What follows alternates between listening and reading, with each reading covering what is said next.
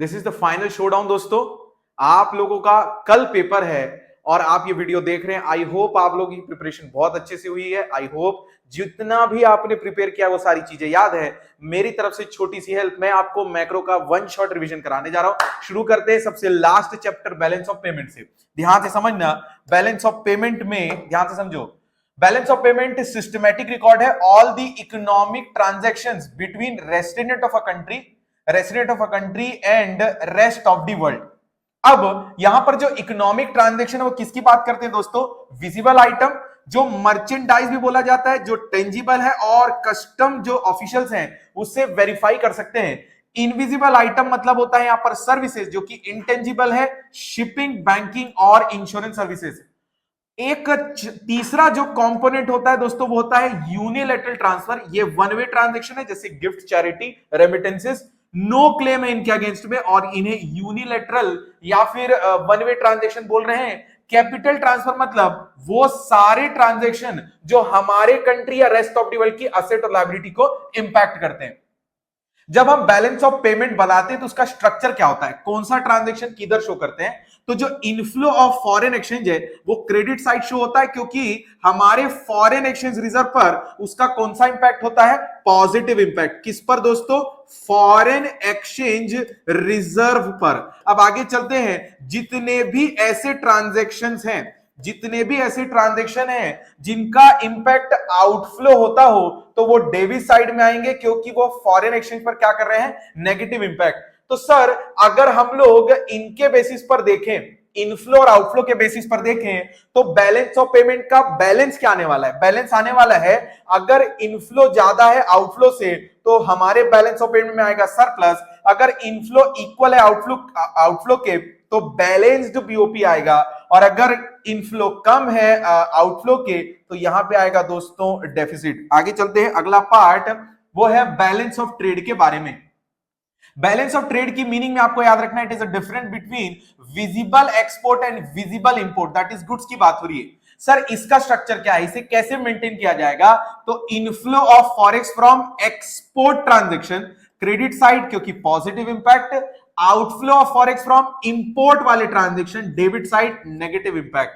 यहां पर बैलेंस की बात करें तो ध्यान से सुनना, अगर बीओटी में सरप्लस आता है तो उसे ट्रेड सरप्लस, बीओटी में डेफिसिट आता है तो ट्रेड डेफिसिट बोलते हैं।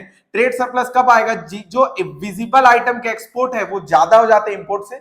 अगर ये दोनों इक्वल होंगे, जिसके चांसेस बहुत कम होंगे, तो ट्रेड बैलेंस। अगर एक्सपोर्ट ऑफ विजिबल आइटम कम हो जाते हैं, दैट इज इनफ्लो कम हो जाता है आउटफ्लो से, तो ट्रेड डेफिसिट। अब ध्यान से समझना, बैलेंस ऑफ पेमेंट के कंपोनेंट्स कितने होते हैं? दो होते हैं दोस्तों, करंट अकाउंट और क्या होता है? Capital account. करंट अकाउंट वो जो हमारी रेसिडेंट ऑफ अ कंट्री के इनकम और एक्सपेंडिचर को इंपैक्ट करता है, वेयर कैपिटल अकाउंट हमारे कंट्री के या रेस्ट ऑफ द वर्ल्ड के एसेट्स और लायबिलिटी को इंपैक्ट करता है। करंट अकाउंट में आते हैं विजिबल आइटम के इंपोर्ट एक्सपोर्ट, इनविजिबल आइटम के import export, unilateral transfer to and from abroad वाले transaction, the most important income from and paid to abroad, जिसे हम लेमन लैंग्वेज में फीफा और फीटा बोलते हैं। अब बात करते हैं कैपिटल अकाउंट में। कैपिटल अकाउंट में आता है पहला, borrowing from and lending to abroad. Sir ये कहां रिकॉर्ड होता है? ये हम नेक्स्ट स्लाइड में डिस्कस करेंगे। Investment to and from abroad, और लास्ट होता है change in foreign exchange reserve. Change in foreign exchange reserve के बारे में थोड़ा सा नॉलेज ले लेते हैं कि भैया ऐसा कोई भी ट्रांजैक्शन जो फॉरेन एक्सचेंज रिजर्व में विथड्रॉल वाला इंपैक्ट कर रहा है, तो जब हम विड्रॉ करेंगे फॉरेन एक्सचेंज रिजर्व का तो हमारे लिए वो क्रेडिट पॉजिटिव और इनफ्लो कहलाएगा। और अगर हम आरबीआई के फॉरेन एक्सचेंज रिजर्व में कुछ एडिशन लेके आते हैं, हमारे किसी भी ट्रांजैक्शन की वजह से एडिशन आता है, तो वो हमारे लिए आउटफ्लो कहलाएगा, क्योंकि हमारे तरफ से जा रहा है। आउटफ्लो इसलिए नेगेटिव और वो डेबिट साइड आएगा। नेक्स्ट स्लाइड में कुछ क्वेश्चंस का डिस्कशन करते हैं। Where and how to record these transaction, ये मैंने रैंडमली क्वेश्चंस उठाए हैं, ये पीवाईक्यू नहीं है, सिर्फ कंसेप्ट बेस्ड है। Investment made by rest of the world in India, मतलब बाहर से पैसा आ रहा है इसलिए इनफ्लो। ये हमारे लिए क्रेडिट है क्योंकि हमारे कंट्री के फॉरेन एक्सचेंज रिजर्व पर ये पॉजिटिव इंपैक्ट डाल रहा है। अब ध्यान से समझो, इन्वेस्टमेंट हुआ है मतलब ध्यान से समझो, रेस्ट ऑफ द वर्ल्ड की असेट बढ़ी है तो हमारे लिए उनका पैसा लाइबिलिटी है, हमारे वो इक्विटी शेयर होल्डर बन रहे हैं, तो हमारे लिए वो कौन से अकाउंट में आएगा दोस्तों? कैपिटल अकाउंट में।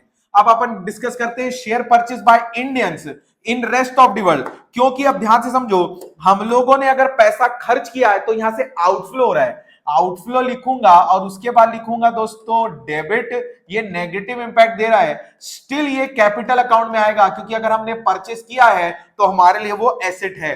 इंटरेस्ट रिसीव्ड, अगर इंटरेस्ट रिसीव्ड हुआ है तो ऑब्वियस सी बात है ये इनफ्लो की बात हो रही है, ये क्रेडिट साइड आएगा, हमारे फॉरेन एक्सचेंज रिजर्व पर पॉजिटिव इंपैक्ट। अब ध्यान से सुनना, interest received is the transaction which will affect the income and expenditure of rest of the world and resident of a country. अगर इंटरेस्ट रिसीव हुआ है तो हमारे इनकम है और उनके यहां से एक्सपेंडिचर है, इसलिए ये करंट अकाउंट में आएगा, ना कि ये कैपिटल अकाउंट में। अब डिस्कस करते हैं profit paid on investment made by foreigners, हम प्रॉफिट पे कर रहे हैं इसलिए हो जाएगा दोस्तों आउटफ्लो, ये हो जाएगा आउटफ्लो, और डेबिट क्रेडिट में हो जाएगा डेबिट क्योंकि ये नेगेटिव इंपैक्ट है। अब ध्यान से समझो, हम प्रॉफिट पे कर रहे हैं इसलिए हमारा एक्सपेंडिचर है और रेस्ट ऑफ द वर्ल्ड का इनकम है, इसलिए हम इसको क्या लिखेंगे? Current account. कहां लिखेंगे? Current account. और लास्ट है borrowing taken from rest of the world, हमारे लिए पैसा बाहर से आ रहा है और ये हमारे लिए क्रेडिट होगा, पॉजिटिव इंपैक्ट होगा, क्योंकि अब ध्यान से समझो, हमारी लायबिलिटी बढ़ रही है और रेस्ट ऑफ द वर्ल्ड के लिए हम लोग लेंडर बोरोवर हैं, तो उनके लिए हम लोग डेटर खड़े हैं तो उनकी एसेट बढ़ी है, इसलिए ये कैपिटल अकाउंट में है। अब बैलेंस ऑफ करंट अकाउंट की बात करें तो करंट अकाउंट सरप्लस और current account deficit. Current account surplus कब आता है? जब export of visible, invisible, unilateral और इनकम रिसीव्ड वाले ट्रांजैक्शन ज्यादा हो जाते हैं import of visible, invisible, unilateral, income paid वालों से, तो कॉन्सिक्वेंसेस ये करता है कि हम रेस्ट ऑफ द वर्ल्ड के लिए लेंडर दिखते हैं। करंट अकाउंट डेफिसिट मतलब होता है export of visible, invisible, unilateral, income received अगर कम हो गया तो किससे? Import of visible, invisible, unilateral और इनकम पेड से, तो कॉन्सिक्वेंसेस ये होता है कि हम रेस्ट ऑफ द वर्ल्ड के लिए क्या कहलाते हैं? बोरोवर। अब लास्ट पार्ट पढ़ते हैं इस चैप्टर का, ऑटोनोमस ट्रांजैक्शन और अकोमोडेटेड ट्रांजैक्शन। ध्यान से समझो, रेस्ट ऑफ द वर्ल्ड के साथ हमारे रेसिडेंट ऑफ कंट्री कोई भी प्रॉफिट मोटिव के साथ कोई भी ट्रांजैक्शन करे जिसका कोई भी रिजल्ट बीओपी पर सरप्लस पड़ता है, डेफिसिट पड़ता है, हम कोई भी कंसीडरेशन नहीं रखते, हमें कोई मतलब नहीं है कि हमारे इस पर्टिकुलर ट्रांजैक्शन की वजह से चाहे लोन लेना पड़े, चाहे एसेट परचेस करना पड़े, एसेट बेचना पड़े, इंटरेस्ट रिसीव करना पड़े, इंटरेस्ट पे करना पड़े, अगर हमारे ट्रांजैक्शन का बीओपी के डेफिसिट सरप्लस से कोई मतलब नहीं होता, इसलिए इन्हें इंडिपेंडेंट ट्रांजैक्शन भी बोलते हैं क्योंकि मेन मोटिव होता है प्रॉफिट। ये बीओपी के स्टेट से इनको कोई फर्क नहीं पड़ता, ये करंट और कैपिटल कहीं भी हो सकते हैं क्योंकि फर्म और हाउस होल्ड ये देख के नहीं करेगा ना ट्रांजैक्शन की करंट का है कि कैपिटल, वो तो सिर्फ अपने बेनिफिट के लिए करते हैं, इन्हें अबव द लाइन बोला जाता है। वेयर एज, ध्यान से समझना, अकोमोडेटिंग ट्रांजैक्शन आता ही क्यों है?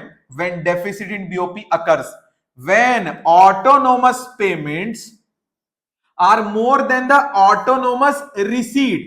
autonomous transaction में जो पेमेंट वाला पार्ट है अगर वो ज्यादा हो जाए रिसीट से तो बीओपी में डेफिसिट आता है, और जैसी बीओपी में डेफिसिट आता है तो फिर उसको करेक्ट करने के लिए कुछ ट्रांजैक्शन करते हैं जिसे अकोमोडेटिंग बोलते हैं, और ये सिर्फ और सिर्फ कैपिटल में होते हैं क्योंकि हम लोग इसको एडजस्ट करने के लिए बोरोविंग्स करनी पड़ती है जो कि फॉरेन एक्सचेंज रिजर्व को सीधा इंपैक्ट करता है। अगला चैप्टर शुरू करते हैं, flow chart number 2, foreign exchange reserve. Foreign exchange reserve में सबसे पहले जो इंपॉर्टेंट थियरी है वो है फॉरेन एक्सचेंज रेट क्या होता है? Rate at which one currency, आप डोमेस्टिक करेंसी भी बोल सकते हैं, rate at which one currency is exchanged for the other. यहां पर सबसे पहला कंसेप्ट अपन लोग डिस्कस करने वाले हैं currency appreciation and currency depreciation. जब भी करेंसी एप्रिसिएशन वर्ड बोला जाए ना तो दिमाग में सोचो ये इंडियन करेंसी की बात कर रहा है, जब तक के स्पेसिफिकली इंक्लूड नहीं है, स्पेसिफिकली मेंशन नहीं है, तो currency appreciation depreciation domestic currency के सेंस में बात कर रहा है। तो देखो क्या लिखा है, rise in value of domestic currency, reference to foreign currency, अच्छी बात है ना, तो हमारी वैल्यू बढ़ गई है। इसका इंपैक्ट क्या होगा भैया, हमारे लिए इंपोर्ट हम लोग बढ़ा देंगे। क्यों बढ़ा देंगे? क्योंकि अब फॉरेन गुड्स हमारे लिए सस्ते हो गए। क्योंकि हमारे लिए फॉरेन गुड्स सस्ता हुआ है तो फॉरेनर्स के लिए हम लोग कॉस्टली हो गए कंपैरिजन टू जो पहले सिचुएशन थी। अब जब एक्सपोर्ट अगर कम होगा मतलब सीधा प्रोडक्शन कम होगा, और प्रोडक्शन कम होने का इंपैक्ट किस पे पड़ता है? Fall in national income. Currency depreciation, fall in the value of domestic currency reference to foreign currency. अब हमारे लिए बाहर के प्रोडक्ट कॉस्टली हो रहे हैं, इसीलिए हम लोग बाहर से इंपोर्ट नहीं कर पाएंगे। एक्सपोर्ट बढ़ जाएगा क्योंकि अब बाहर के लिए इंडियन गुड्स सस्ते हो चुके हैं, और एक्सपोर्ट बढ़ेगा इसका मतलब नीड फुलफिल करने के लिए, चाहे वो डोमेस्टिक हो चाहे इंटरनेशनल हो, प्रोडक्शन बढ़ाएंगे, एंड प्रोडक्शन बढ़ाएंगे तो नेशनल इनकम बढ़ेगा। The most important topic, what are the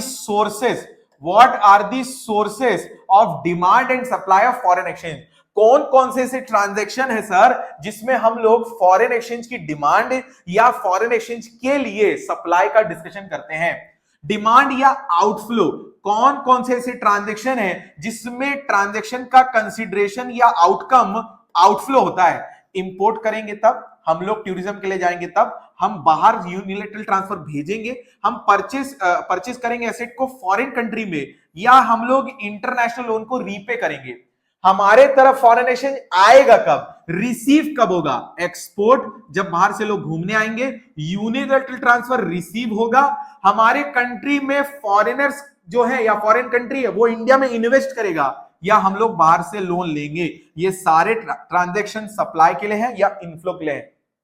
आगे चलते हैं दोस्तों, कर्व या फिर graph of demand and supply foreign exchange, बहुत ध्यान से समझना। Demand of foreign exchange clear कर लो, डिमांड ऑफ फॉरेन एक्सचेंज ध्यान से समझना। जैसे कि किसी भी पर्टिकुलर गुड की थ्योरी होती है कि गुड का अगर प्राइस, कोई भी प्रोडक्ट का प्राइस अगर कम होगा तो उसकी डिमांड जो है बढ़ेगी।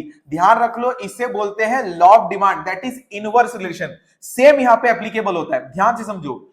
अगर रेट R1 से R2 हुआ, दैट इज गिरा, तो मैं क्वांटिटी Q1 से Q2 चले जाऊंगा, दैट इज मैं डिमांड ज्यादा करूंगा। क्यों?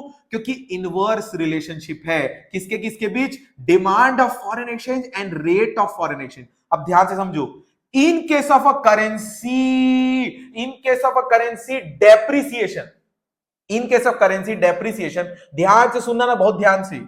डिमांड कर्व करेंसी डेप्रिसिएशन मतलब रेट बढ़ चुका है, रेट बढ़ चुका है तो ध्यान से समझो, ये अपवर्ड बन जाएगा। क्या बन जाएगा दोस्तों? अपवर्ड। क्या बन जाएगा? अपवर्ड। और इन case of a currency appreciation, demand curve बन जाएगा दोस्तों डाउनवर्ड। क्यों सर? ध्यान से समझो, करेंसी डेप्रिसिएशन जब हुआ था तो 70 से $1 कितना हो गया? 80। हमारे लिए चीजें महंगी होगी तो क्वांटिटी हम क्या करेंगे? कम। अरे करेंसी एप्रिसिएशन के केस में डॉलर 70 से 60 हो गया है, ये हमारे लिए क्वांटिटी ज्यादा करने का सबसे सही है तरीका, क्योंकि इस समय डॉलर क्या हो गए? सस्ते हो गए। अब बात करते हैं सप्लाई के बारे में, सप्लाई ऑफ फॉरेन एक्सचेंज। ध्यान से समझना, जैसे डिमांड ऑफ फॉरेन एक्सचेंज और उसके रेट में इनवर्स रिलेशन होता है, वैसे ही रेट ऑफ फॉरेन एक्सचेंज और सप्लाई के बीच पॉजिटिव रिलेशन होता है।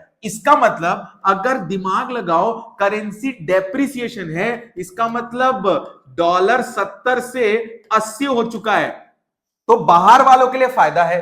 बाहर वालों के लिए फायदा है मतलब वो यहां के इन्वेस्टमेंट ज्यादा करेंगे, वो यहां के टूरिज्म ज्यादा करेंगे, हम लोग उनको ज्यादा एक्सपोर्ट करेंगे। ये सारे ट्रांजैक्शन से हमारे कंट्री में सप्लाई बढ़ेगा। किस चीज का सप्लाई बढ़ेगा? फॉरेन का। अब देखो, अगर R1 से R2 होता है, अगर R1 से, ध्यान से समझना, यहां इसको 1 ले लो और इसको 2 ले लो। अगर R1 से R2 होता है, दैट इज करेंसी डेप्रिसिएशन चलता है, तो देखो Q1 से किधर जा रहे हैं पता है? अपन Q2 की तरफ जा रहे हैं। क्यों? क्योंकि हमारे लिए अब रिसीव ज्यादा होगा, सप्लाई बढ़ेगा। और इन case of a currency appreciation, क्योंकि अब डॉलर 70 से 60 हो चुका है, हमारे कंट्री में अब सप्लाई कम, हमारे कंट्री में अब डिमांड ज्यादा होगी, और जब डिमांड ज्यादा है तो सप्लाई कम होगी, और सप्लाई कम होगी तब ध्यान से समझो, अगर सप्लाई बढ़ता है तो अपवर्ड स्लोपिंग, और अगर कम होता है तो अपन इसको लिखेंगे डाउनवर्ड स्लोपिंग। अब ध्यान से समझते हैं अगला part, different methods of foreign exchange rate. पहला मेथड है फिक्स्ड एक्सचेंज रेट। इसमें 3 लाइन आपको याद रखनी है, बहुत ध्यान से समझना। पहली line, it is a fixed by government to maintain stability in foreign trade. याद रखो, इसके लिए government have to maintain large amount of reserve for foreign exchange and consequences. कभी कभी फिक्स्ड करने के लिए, जब रेट हम लोग फिक्स्ड करते हैं तो उसका कॉन्सिक्वेंसेस ये होता है कि कभी कभी रेट कम करना पड़ता है या कभी कभी रेट बढ़ाना पड़ता है। जब हम डेलिबरेटली डोमेस्टिक करेंसी का rate in terms of a foreign currency गिराते हैं ना, तो वो fall in value of foreign Indian currency कहलाता है, उसे डीवैल्यूएशन बोलते हैं। सर ये तो करेंसी डेप्रिसिएशन जैसा ही हुआ। हाँ, करेंसी डेप्रिसिएशन मार्केट के कारण होता है और करेंसी डीवैल्यूएशन गवर्नमेंट करता है। रिवैल्यूएशन देखो, rise in value of Indian currency, that is currency appreciation. फिर से मैं बोलता हूं, depreciation appreciation market, devaluation revaluation government. आगे चलते हैं दोस्तों, दूसरा मेथड है managed floating exchange rate system. ये हाइब्रिड मॉडल है। कैसा मॉडल है ये हाइब्रिड? क्यों? क्योंकि यहां पर ये फ्लेक्सिबल एक्सचेंज रेट और फिक्स्ड एक्सचेंज रेट इसका मिक्सचर है दोस्तों। अब ध्यान से समझना, ये वाला मेथड क्यों किया जाता है? To maintain foreign exchange rate within the acceptable level. Acceptable level कौन डिसाइड करता है? आरबीआई। मान के चलो रेट 61 टू 62 टू 63 जा रहा है और हमें उसको 63 पर रोकना है, तो फिर managed floating exchange rate system आप अलाउ कर रहे हो। क्यों? क्योंकि 61 62 टू 63 आपने अलाउ किया ना फ्लक्चुएट होना, आपने बढ़ना अलाउ किया। अलाउ किया मतलब आप मार्केट के ऊपर डिपेंड हो, लेकिन एक लिमिट के बाद आपको एक्सेप्टेबल नहीं है, वहां पे आरबीआई आके आर्टिफिशियली डिमांड और सप्लाई क्रिएट करती है, जो भी मार्केट में उस समय सिचुएशन प्रिवेल करती है। तीसरा नंबर है flexible exchange rate system. Determined the level where demand for foreign exchange is equal to supply foreign exchange. That is, ये वो वाला पॉइंट है जहां पर डिमांड और सप्लाई एक दूसरे को क्या करे दोस्तों? इंटरसेक्ट। तो ये जो रेट डिसाइड हुआ ना, वो कैसे डिसाइड हुआ? डिमांड और सप्लाई के इंटरसेक्शन पॉइंट से। अब ध्यान से समझो, क्या ये रेट फ्लक्चुएट हो सकता है? सर बिल्कुल हो सकता है। Change in demand, that is increase के कारण, इंक्रीज इन डिमांड के कारण हो सकता है चेंज, या फिर हो सकता है दोस्तों डिक्रीज इन डिमांड। अब ध्यान से सुनना, ग्राफ में चेंजेस बहुत ध्यान से समझेंगे दोस्तों, हाँ प्लीज सीरियस होके। Change in demand, increase in demand. Increase in demand कब होगा? ध्यान से समझो, अगर करेंसी एप्रिसिएशन चल रहा है, मतलब प्राइस जो है फॉरेन एक्सचेंज का गिर चुका है, इसीलिए हम लोग डिमांड क्या करेंगे? ज्यादा। जब डिमांड ज्यादा होती है ना, तो राइटवर्ड शिफ्ट होता है। अब ध्यान से देखना, राइटवर्ड शिफ्ट मतलब ये नया इंटरसेक्शन पॉइंट है। तो अब ध्यान से समझो, क्योंकि प्राइस कम था, डिमांड बढ़ी, और जब डिमांड बढ़ी लेकिन सप्लाई तो अपन क्या ज्यूम कर रहे हैं दोस्तों? कांस्टेंट है। और जब आप सप्लाई ज्यूम कर रहे हो कांस्टेंट, मतलब ये सिचुएशन क्या दिखा रही है पता है? Excess demand. क्या दिखा रही है? Excess demand. और एक्सेस डिमांड जब भी होता है आपको पता है प्राइस क्या हो जाते हैं? बढ़ जाते हैं। इसलिए प्राइस क्या हो गया? देखो इंक्रीज हो गया। नीचे वाला देखते हैं decrease in demand. Decrease in demand कब होगा? डिक्रीज इन डिमांड ध्यान से समझना, अगर करेंसी डेप्रिसिएशन चल रहा है, मतलब फॉरेन एक्सचेंज का प्राइस ज्यादा है, तो डिमांड कम हो जाएगा। डिमांड क्यों कम कर ही रही है? क्योंकि इनवर्स रिलेशन है। देखो लेफ्टवर्ड शिफ्ट है, तो पहला इक्विलिब्रियम पॉइंट ये था, लेकिन अब चेंजेस के बाद नया पॉइंट हमें मिला है E1 पर। अब देखो प्राइस जो है गिर गया। क्यों गिरा है? ध्यान से समझो, ये सिचुएशन में डिमांड कम हो गई। अब डिमांड कम हो गई लेकिन सप्लाई तो कांस्टेंट है। सप्लाई कांस्टेंट तो है लेकिन डिमांड उससे नीचे चली गई। ये सिचुएशन को या तो आप एक्सेस सप्लाई बोल लो या इसको डेफिशिएंट डिमांड बोल लो। प्राइस कम हो गया। प्राइस क्या हो गया दोस्तों? कम। अब आगे चलते हैं सप्लाई में, चेंज इन सप्लाई। इसको थोड़ा स्पीड में डिस्कस करेंगे दोस्तों। इंक्रीज इन सप्लाई कब हुआ होगा और डिक्रीज इन सप्लाई कब हुआ होगा? ध्यान से सुनना। इंक्रीज इन सप्लाई, अगर करेंसी डेप्रिसिएशन है, मतलब प्राइस 70 से कितना हो चुका है दोस्तों? 80। तो ये सप्लाई के लिए अच्छा है, क्योंकि सप्लाई और रेट के बीच कौन सा रिलेशन रहता है? पॉजिटिव। तो देखो जब प्राइस बढ़ा होगा तो सप्लाई बढ़ गया, लेकिन जब सप्लाई बढ़ रहा है तो डिमांड को तो हम लोग क्या रखे दोस्तों, कांस्टेंट। और जब डिमांड कांस्टेंट है ना दोस्तों, ये सिचुएशन आती है supply is greater then demand. और ग्रेटर देन डिमांड मतलब ये कौन सी सिचुएशन आ गई, एक्सेस सप्लाई की। कौन सी सिचुएशन आ गई, एक्सेस सप्लाई की। और जब एक्सेस सप्लाई होता है ना तो देखो प्राइस गिर रहा है। कैसे गिर रहा है, ये देखो नया जो इंटरसेक्शन पॉइंट है वो ये है।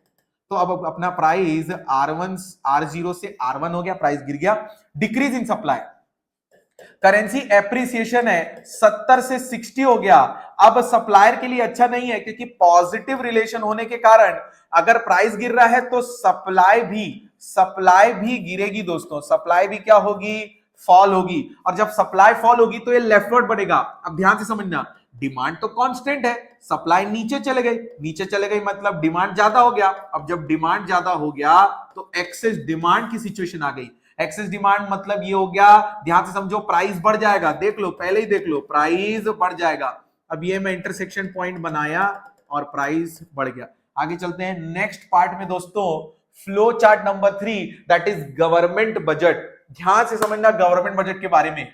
It is an annual statement showing item wise estimates of receipts and expenditure during क्या लिखा है, फिस्कल ईयर। देखो कंपोनेंट ऑफ गवर्नमेंट बजट में बात करेंगे तो दो होते हैं, रेवेन्यू बजट और क्या होता है, कैपिटल बजट। रेवेन्यू बजट में आता है पहला रेवेन्यू रिसीट्स।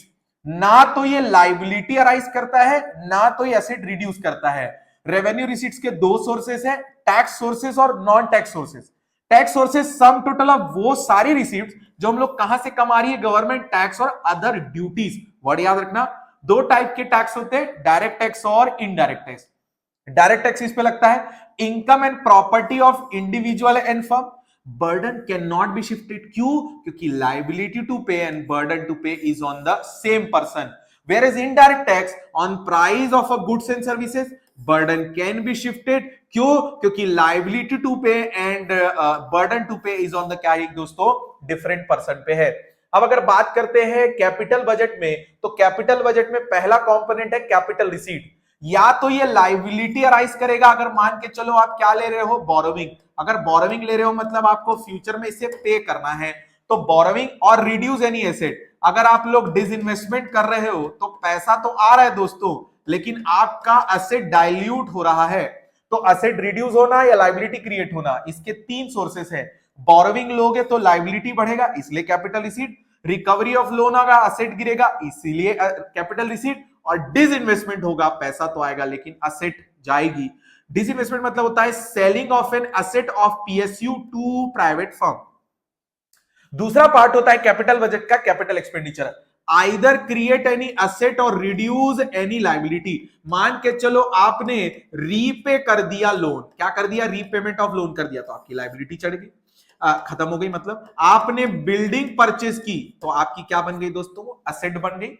रेवेन्यू एक्सपेंडिचर, ये जो रेवेन्यू बजट है ना, रेवेन्यू बजट है उसके दो है, रेवेन्यू रिसीट्स और रेवेन्यू एक्सपेंडिचर।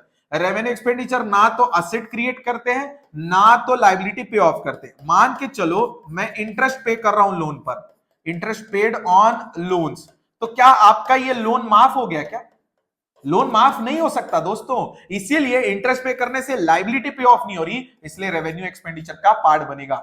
अगला पार्ट है दोस्तों non tax revenue. Non tax revenue में सबसे पहले नंबर पे आता है इंटरेस्ट, जो कि स्टेट गवर्नमेंट को जो हमने लोन दिया है ना उस पे उन लोग दे रहे हैं। गिफ्ट्स एंड ग्रांट्स, ये इंटरनल सोर्सेज से भी मिल सकता है और एक्सटर्नल सोर्सेज से भी मिल सकता है। प्रॉफिट एंड डिविडेंड, ध्यान से समझो, कुछ पीएसयू ऐसे हैं जो प्रॉफिट कमाते हैं और कुछ गवर्नमेंट की ऐसे शेयर जो प्राइवेट सेक्टर के परचेज किए उन्होंने, वहां से उन्हें डिविडेंड मिलता है।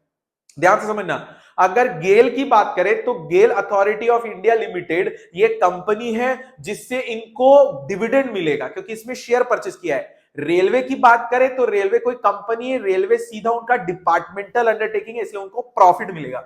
अब बात करते हैं लाइसेंस फी, किसी भी टाइप के रिटर्न परमिशन के अगेंस्ट में फीस पे करके जो आपको पैसा मिल रहा है वो फीस, कोई भी कॉलेज फीस, एडमिशन फीस की बात करें, फाइन्स एंड पेनाल्टीज, किसी भी टाइप के लॉ ब्रेकर्स पे जो लगता है, एसचीट, अगर कोई भी इंसान नॉन क्लेमेंट प्रॉपर्टी छोड़ के चले जाता है, उसकी डेथ हो जाती है तो गवर्नमेंट उसे अक्वायर करेगी। और स्पेशल असेसमेंट मतलब होता है किसी भी टाइप के डेवलपमेंटल एक्टिविटी की वजह से अगर आपकी एसेट की वैल्यू बढ़ जाती है तो जितनी वैल्यू बढ़ी उसका कुछ परसेंटेज आपसे लेंगे और उस डेवलपमेंट एक्टिविटी पे खर्च करेंगे।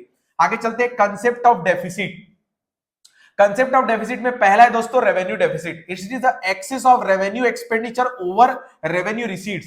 इंप्लीकेशन की अगर बात करें, इनएबिलिटी शो करता है। क्या शो कर रहा है? इनएबिलिटी। किस चीज की? नॉर्मल फंक्शनिंग भी आप लोग क्या नहीं कर पा रहे हैं, आप लोग खर्चा नहीं निकाल पा रहे हो नॉर्मल फंक्शनिंग के लिए भी। आगे चलते हैं वार्निंग बाप रे क्या लिखा है, वार्निंग सिग्नल है गवर्नमेंट के लिए कि जितना जल्दी हो सके अपना रेवेन्यू के बारे में सोचो या एक्सपेंडिचर के बारे में दिमाग लगाओ। आपका खर्चा, नॉर्मल खर्चा भी आप लोग नहीं निकाल पा रहे हो। आगे चलते हैं, government will use savings of their departmental undertaking. अब देखो, गवर्नमेंट की कुछ डिपार्टमेंटल अंडरटेकिंग होती है, जैसे रेलवे डिपार्टमेंट हो गया, इलेक्ट्रिसिटी डिपार्टमेंट हो गया। अगर गवर्नमेंट के पास अपने रेवेन्यू से पैसा नहीं आ रहा है ना, टैक्स नॉन टैक्स सोर्सेस से, तो ये इनकी सेविंग्स को यूज करेगी। बहुत बुरी बात है। आगे चलते हैं, रेवेन्यू डेफिसिट एडजस्ट कैसे किया जा सकता है? क्या यूज करके? Capital receipt. कैपिटल रिसीट में दो आता है दोस्तों, एक है या तो रेवेन्यू डेफिसिट की वजह से बोरोविंग यूज करना पड़ेगा या क्या करना पड़ेगा? डिसइन्वेस्टमेंट। अब एक चीज ध्यान से समझना, बोरोविंग करोगे तो लायबिलिटी, डिसइन्वेस्टमेंट करोगे तो एसेट। अब ये गवर्नमेंट डिपेंड करता है कि कौन सा कैपिटल रिसीट यूज करना है। Two ways to correct revenue deficit, या तो एक्सपेंडिचर कम करो या तो रेवेन्यू बढ़ाओ। दूसरा होता है fiscal deficit. It is the difference between total expenditure and total receipt excluding borrowing. Fiscal deficit ये शो करता है कि एक्सपेंडिचर का कितना परसेंटेज वो बोरोविंग लेके कंप्लीट कर रहे हैं। इंप्लीकेशन पहला, डेट ट्रैप। ध्यान से सुनना, फिस्कल डेफिसिट ज्यादा हुआ मतलब बोरोविंग ज्यादा मतलब प्रिंसिपल अमाउंट भी पे करना और इंटरेस्ट अमाउंट भी। इंटरेस्ट अमाउंट से लायबिलिटी नहीं पे ऑफ होती, इसलिए रेवेन्यू एक्सपेंडिचर बढ़ेगा तो रेवेन्यू डेफिसिट बढ़ेगा, और रेवेन्यू डेफिसिट बढ़ा तो आप एडजस्ट करने के लिए क्या लोगे दोस्तों? बोरोविंग। और जब बोरोविंग लोगे तो क्या बढ़ जाएगा आपका? Fiscal deficit. मतलब ये आप विशियस सर्कल में फंसे रहोगे। ये बोरोविंग जितना ज्यादा होगा ना, आपके फ्यूचर ग्रोथ को हैम्पर करेगा। कैसे? व्हाटएवर अमाउंट जो आगे जाके आप रेवेन्यू जनरेट करने वाले हो, वो तो आपका कहां यूज हो जाने वाला है? बोरोविंग को रीपे करने में। थर्ड है इन्फ्लेशन। कभी कभी बोरोविंग को मीट करने के लिए कभी कभी नई करेंसी आरबीआई को प्रिंट करवाने बोलता है गवर्नमेंट, जिसकी वजह से सीधा क्या बढ़ जाता है? मनी सप्लाई बढ़ेगा तो कॉन्सिक्वेंसेस क्या होगा दोस्तों? इन्फ्लेशन। और लास्ट है फॉरेन डिपेंडेंस से दिक्कत नहीं है, लेकिन इससे ना एक सबसे बड़ी प्रॉब्लम होती है कि हमारी रेस्ट ऑफ द वर्ल्ड में क्रेडिबिलिटी खत्म होती है।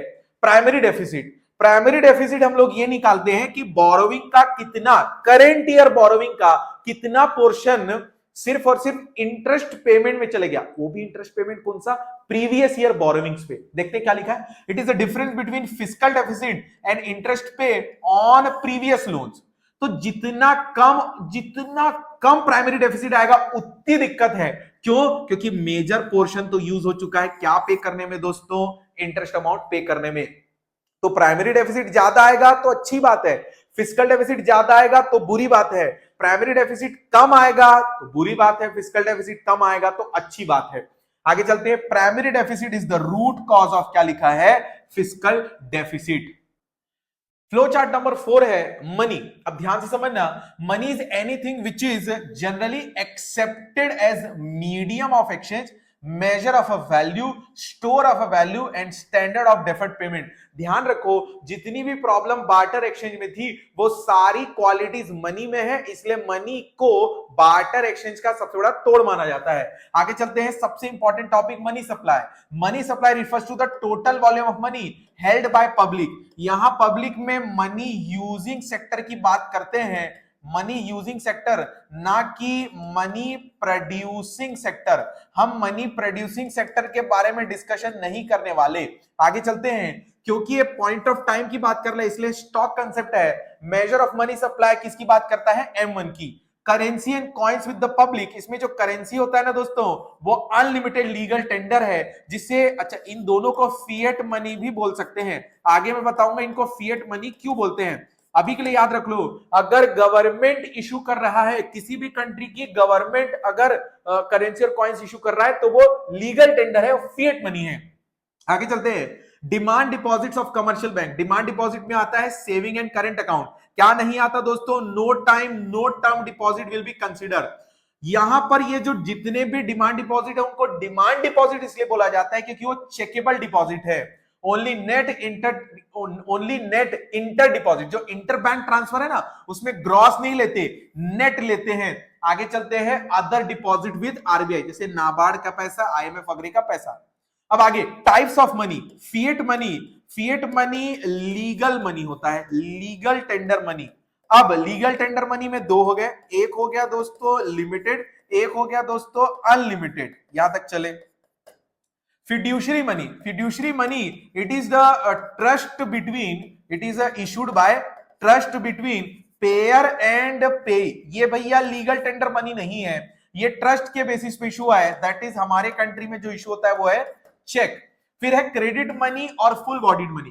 क्रेडिट मनी मतलब होता है, ध्यान से समझना, जिसकी मनी वैल्यू, जिसकी मनी वैल्यू जो होती है वो उसके कॉमोडिटी वैल्यू से ज्यादा होता है, उसके कॉमोडिटी वैल्यू से ज्यादा होता है। जैसे 500 रुपए का नोट जिस पेपर से बना है वो उसकी कॉमोडिटी वैल्यू हो गई, इसका कोई वैल्यू नहीं है। और अगर जिसपे जो इंट्रिंसिक वैल्यू, इंट्रिंसिक वैल्यू बोलता हूं, फेस वैल्यू, जो उस नोट पे जितना रुपया लिखा है वो उसकी वैल्यू हो जाता है। तो money value is greater then commodity value, तो उसको क्या बोलते हैं? Credit money.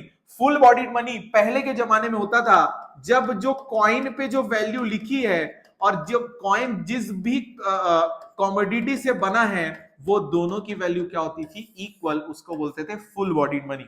यहां पे खत्म होता है मनी चैप्टर। आगे चलते हैं बैंकिंग। बैंकिंग में सीधा मैं सेंट्रल बैंक की तरफ जा रहा हूं। Central bank is an apex body that control, operates, regulates and direct the entire banking and monetary structure. सबसे पहले अपन डिस्कस करते हैं functions of central bank. Bank of issue, sole right of होता है पेपर करेंसी इशू करने का, लेकिन जो 1 रुपी नोट और कॉइन्स है वो कौन इशू करता है? Ministry of finance. एडवांटेज क्या है? अगर आपने सोल अथॉरिटी दी है तो एडवांटेज ये है कि आपके पूरे कंट्री में नोट सर्कुलेशन का जो रहेगा ना, उसमें यूनिफॉर्मिटी मेंटेन रहेगी। और अगर एक किसी आदमी के पास अगर नोट इशू करने का पावर होगा ना, तो वो एक आदमी पूरे मनी सप्लाई को क्या कर सकता है? इन्फ्लुएंस करता है। दो लोगों के बीच होगा तो कंफ्लिक्ट होने के चांसेस बनते कि नहीं भैया इन्फ्लुएंस मत करो, अभी मनी सप्लाई को कंट्रोल मत करो। लेकिन एक आदमी के पास रहेगा तो मनी सप्लाई को आराम से इन्फ्लुएंस कर सकता है। और अगर एक आदमी के पास सोल अथॉरिटी दी है तो गवर्नमेंट उस एक पर्सन, एक डिपार्टमेंट को आसानी से सुपरवाइज या कंट्रोल कर सकता है। दूसरे नंबर पे है बैंकर टू द गवर्नमेंट। इसमें 3 फंक्शन है दोस्तों, as a banker, as a agent और as a financial adviser. As a banker क्या करता है? वो, ध्यान से समझना, गवर्नमेंट के कैश बैलेंसेस को मेंटेन करने के लिए करंट अकाउंट चलाता है, गवर्नमेंट के बिहाफ में पेमेंट करता है और रिसीट्स एक्सेप्ट करता है, और कभी कभी शॉर्ट टर्म पर्पस के लिए गवर्नमेंट को लोन्स एंड एडवांसेस भी प्रोवाइड करता है। गवर्नमेंट का ऐसा एजेंट क्या करता है? जितना भी पब्लिक डेट है, जितना भी पब्लिक डेट है उसको गवर्नमेंट के बिहाफ में मैनेज करने का काम आरबीआई करता है। और एज अ फाइनेंशियल एडवाइजर में वो एडवाइस करता है टाइम टू टाइम गवर्नमेंट को इकोनॉमिक, फाइनेंशियल और दूसरे मॉनेटरी मैटर्स में। आगे चलते हैं बैंकर्स बैंक एंड सुपरवाइजर। ये बहुत बार क्वेश्चंस आ रहे हैं दोस्तों। इसमें सबसे पहले नंबर पे है custodian of cash reserve. Custodian of cash reserve मतलब ये होता है कि आरबीआई ने डायरेक्ट किया हुआ है कमर्शियल बैंक को कि जब भी तेरे पास बड़ी टोटल कोई भी डिपॉजिट आएगा उसका कुछ फ्रैक्शन अपने पास रख लियो और कुछ फ्रैक्शन मुझे दे दियो। अब जो कस्टोडियन मतलब देखरेख कर रहे हैं तुम्हारे डिपॉजिट का, जो डिपॉजिटर ने तुम्हारे बैंक में रखा उसका कुछ पोर्शन जो तूने मुझे दिया, मैं उसको कस्टोडियन, उसको रखा हुआ हूं। ये कैश रिजर्व कहां काम आता है? ज्यादातर क्लेम सेटल करने में, that is clearing house function में। अब कस्टोडियन ऑफ कैश रिजर्व के बाद लिखा है लेंडर्स ऑफ लास्ट रिसोर्ट। जब commercial bank fails to meet their financial requirement from other sources, in case of कौन सा? फाइनेंशियल इमरजेंसी, तो वो आरबीआई के पास जा सकते हैं। एक है last clearing house function. RBI can settle claim of various bank against each other by making debit and credit entries. इसका मतलब होता है कि कभी कभी ना एक बैंक और दूसरे बैंक्स के बीच पेमेंट के क्लेम्स का सेटल होता है, कभी एक बैंक को ज्यादा पे करना है, एक बैंक को ज्यादा रिसीव करना है, तो गवर्नमेंट आरबीआई क्या बोलती है कमर्शियल बैंक को कि तुम लोग आपस में ट्रांजेक्शन मत करो, तुम्हारे कैश डिपॉजिट का कुछ फ्रैक्शन मेरे पास है, मैं उन अमाउंट्स में से ही डेबिट क्रेडिट करके तुम्हारे क्लेम को क्या कर दूंगा, नलीफाई कर दूंगा। अब सुपरवाइजरी फंक्शन, इसमें याद रखना है इतने सारे वर्ड। रेगुलेशन बैंक में B related to their licensing, branch expansion, liquidity of asset, merger, acquisition, ये सारे वर्ड याद रखेंगे। चलो दोस्तों अगले स्लाइड में चलते हैं। अगला फंक्शन है control of money supply and credit creation. ध्यान से समझो, आरबीआई के पास एक बहुत बड़ा फंक्शन है जो कमर्शियल बैंक्स के थ्रू मनी सप्लाई को कंट्रोल कर सकता है, चाहे इन्फ्लेशन का केस हो या डिफ्लेशन का केस हो। अब हमारे पास दैट इज आरबीआई के पास दो इंस्ट्रूमेंट्स हैं क्या करने के, मनी सप्लाई को कंट्रोल करने के लिए, क्वांटिटेटिव और क्वालिटेटिव। क्वांटिटेटिव में आते हैं ये 6, क्वालिटेटिव में आता है मार्जिन रिक्वायरमेंट और मोरल सुएशन वाले भी टॉपिक आते हैं, मतलब थ्योरी टॉपिक है। आगे चलते हैं। अगर इन्फ्लेशन का केस चल रहा है तो आरबीआई चाहती है कमर्शियल बैंक्स के थ्रू मनी सप्लाई कंट्रोल हो, कम हो, और डिफ्लेशन अगर है तो मनी सप्लाई बढ़ाना चाह रही है। अब ध्यान से समझना, ये जितने भी 5 है इन सबको इन्फ्लेशन के केस में बढ़ाया जाएगा और डिफ्लेशन के केस में कम किया जाएगा। कैसे? सीआरआर मतलब क्या होता है, कमर्शियल बैंक के पास जितने भी टोटल डिपॉजिट आते हैं उसका कुछ फ्रैक्शन उन्हें अपने पास रखना पड़ता है और कुछ फ्रैक्शन उन्हें आरबीआई को देना पड़ता है। तो जो फ्रैक्शन वो आरबीआई को देते हैं वो सीआरआर हो गया, और जो वो अपने पास रखते हैं वो कौन सा फ्रैक्शन हो गया, एसएलआर। अब ध्यान से समझो, दोनों ही केस में देखो बढ़ाया जा रहा है, सीआरआर बढ़ाया जा रहा है, एसएलआर। जैसे ही बढ़ाएंगे ना, ध्यान से समझना, तो लोन देने की जो अवेलेबिलिटी है कमर्शियल बैंक के पास क्रेडिट देने की वो कम हो गई, वो कम हो जाएगी तो मार्केट में लोन कम पहुंचेगा, मनी सप्लाई कम होगा। डिफ्लेशन के केस में इस फ्रैक्शन को कम किया जाएगा ताकि लोन अवेलेबिलिटी कमर्शियल बैंक की बढ़े और मनी सप्लाई हमें बढ़ाना है। अब रेपो रेट और बैंक रेट क्या होता है? बैंक रेट और रेपो रेट में सिर्फ और सिर्फ इस चीज का डिफरेंस है, शॉर्ट टर्म और लॉन्ग टर्म। अब बैंक रेट और रेपो रेट का meaning, rate at which commercial bank loan लेती है आरबीआई से। अब ध्यान से सुन जा, अगर आरबीआई जिस रेट पर लोन दे रही है कमर्शियल बैंक को वो रेट इंटरेस्ट रेट बढ़ा देगी तो कमर्शियल बैंक को महंगा पड़ा, तो कमर्शियल बैंक भी जनरल पब्लिक को ना मार्केट रेट ऑफ इंटरेस्ट जब देगी ना तो ज्यादा रेट पर लोन प्रोवाइड करेगी। तो इन्फ्लेशन के केस में अपन महंगा कर देंगे, डिफ्लेशन के केस में अपन सस्ता कर देंगे। देखो क्या लिखा है, repo rate and bank rate, repo rate और बैंक रेट दोनों को ही बढ़ा दिया जाएगा जिससे market rate of interest that is loan हो जाएगा कॉस्टली। लोन जैसी कॉस्टली होगा मनी सप्लाई कम हो जाएगा क्योंकि लोग डिस्करेज होंगे, दैट इज वो फॉर्मल बैंकिंग सिस्टम से तो नहीं लेने वाले।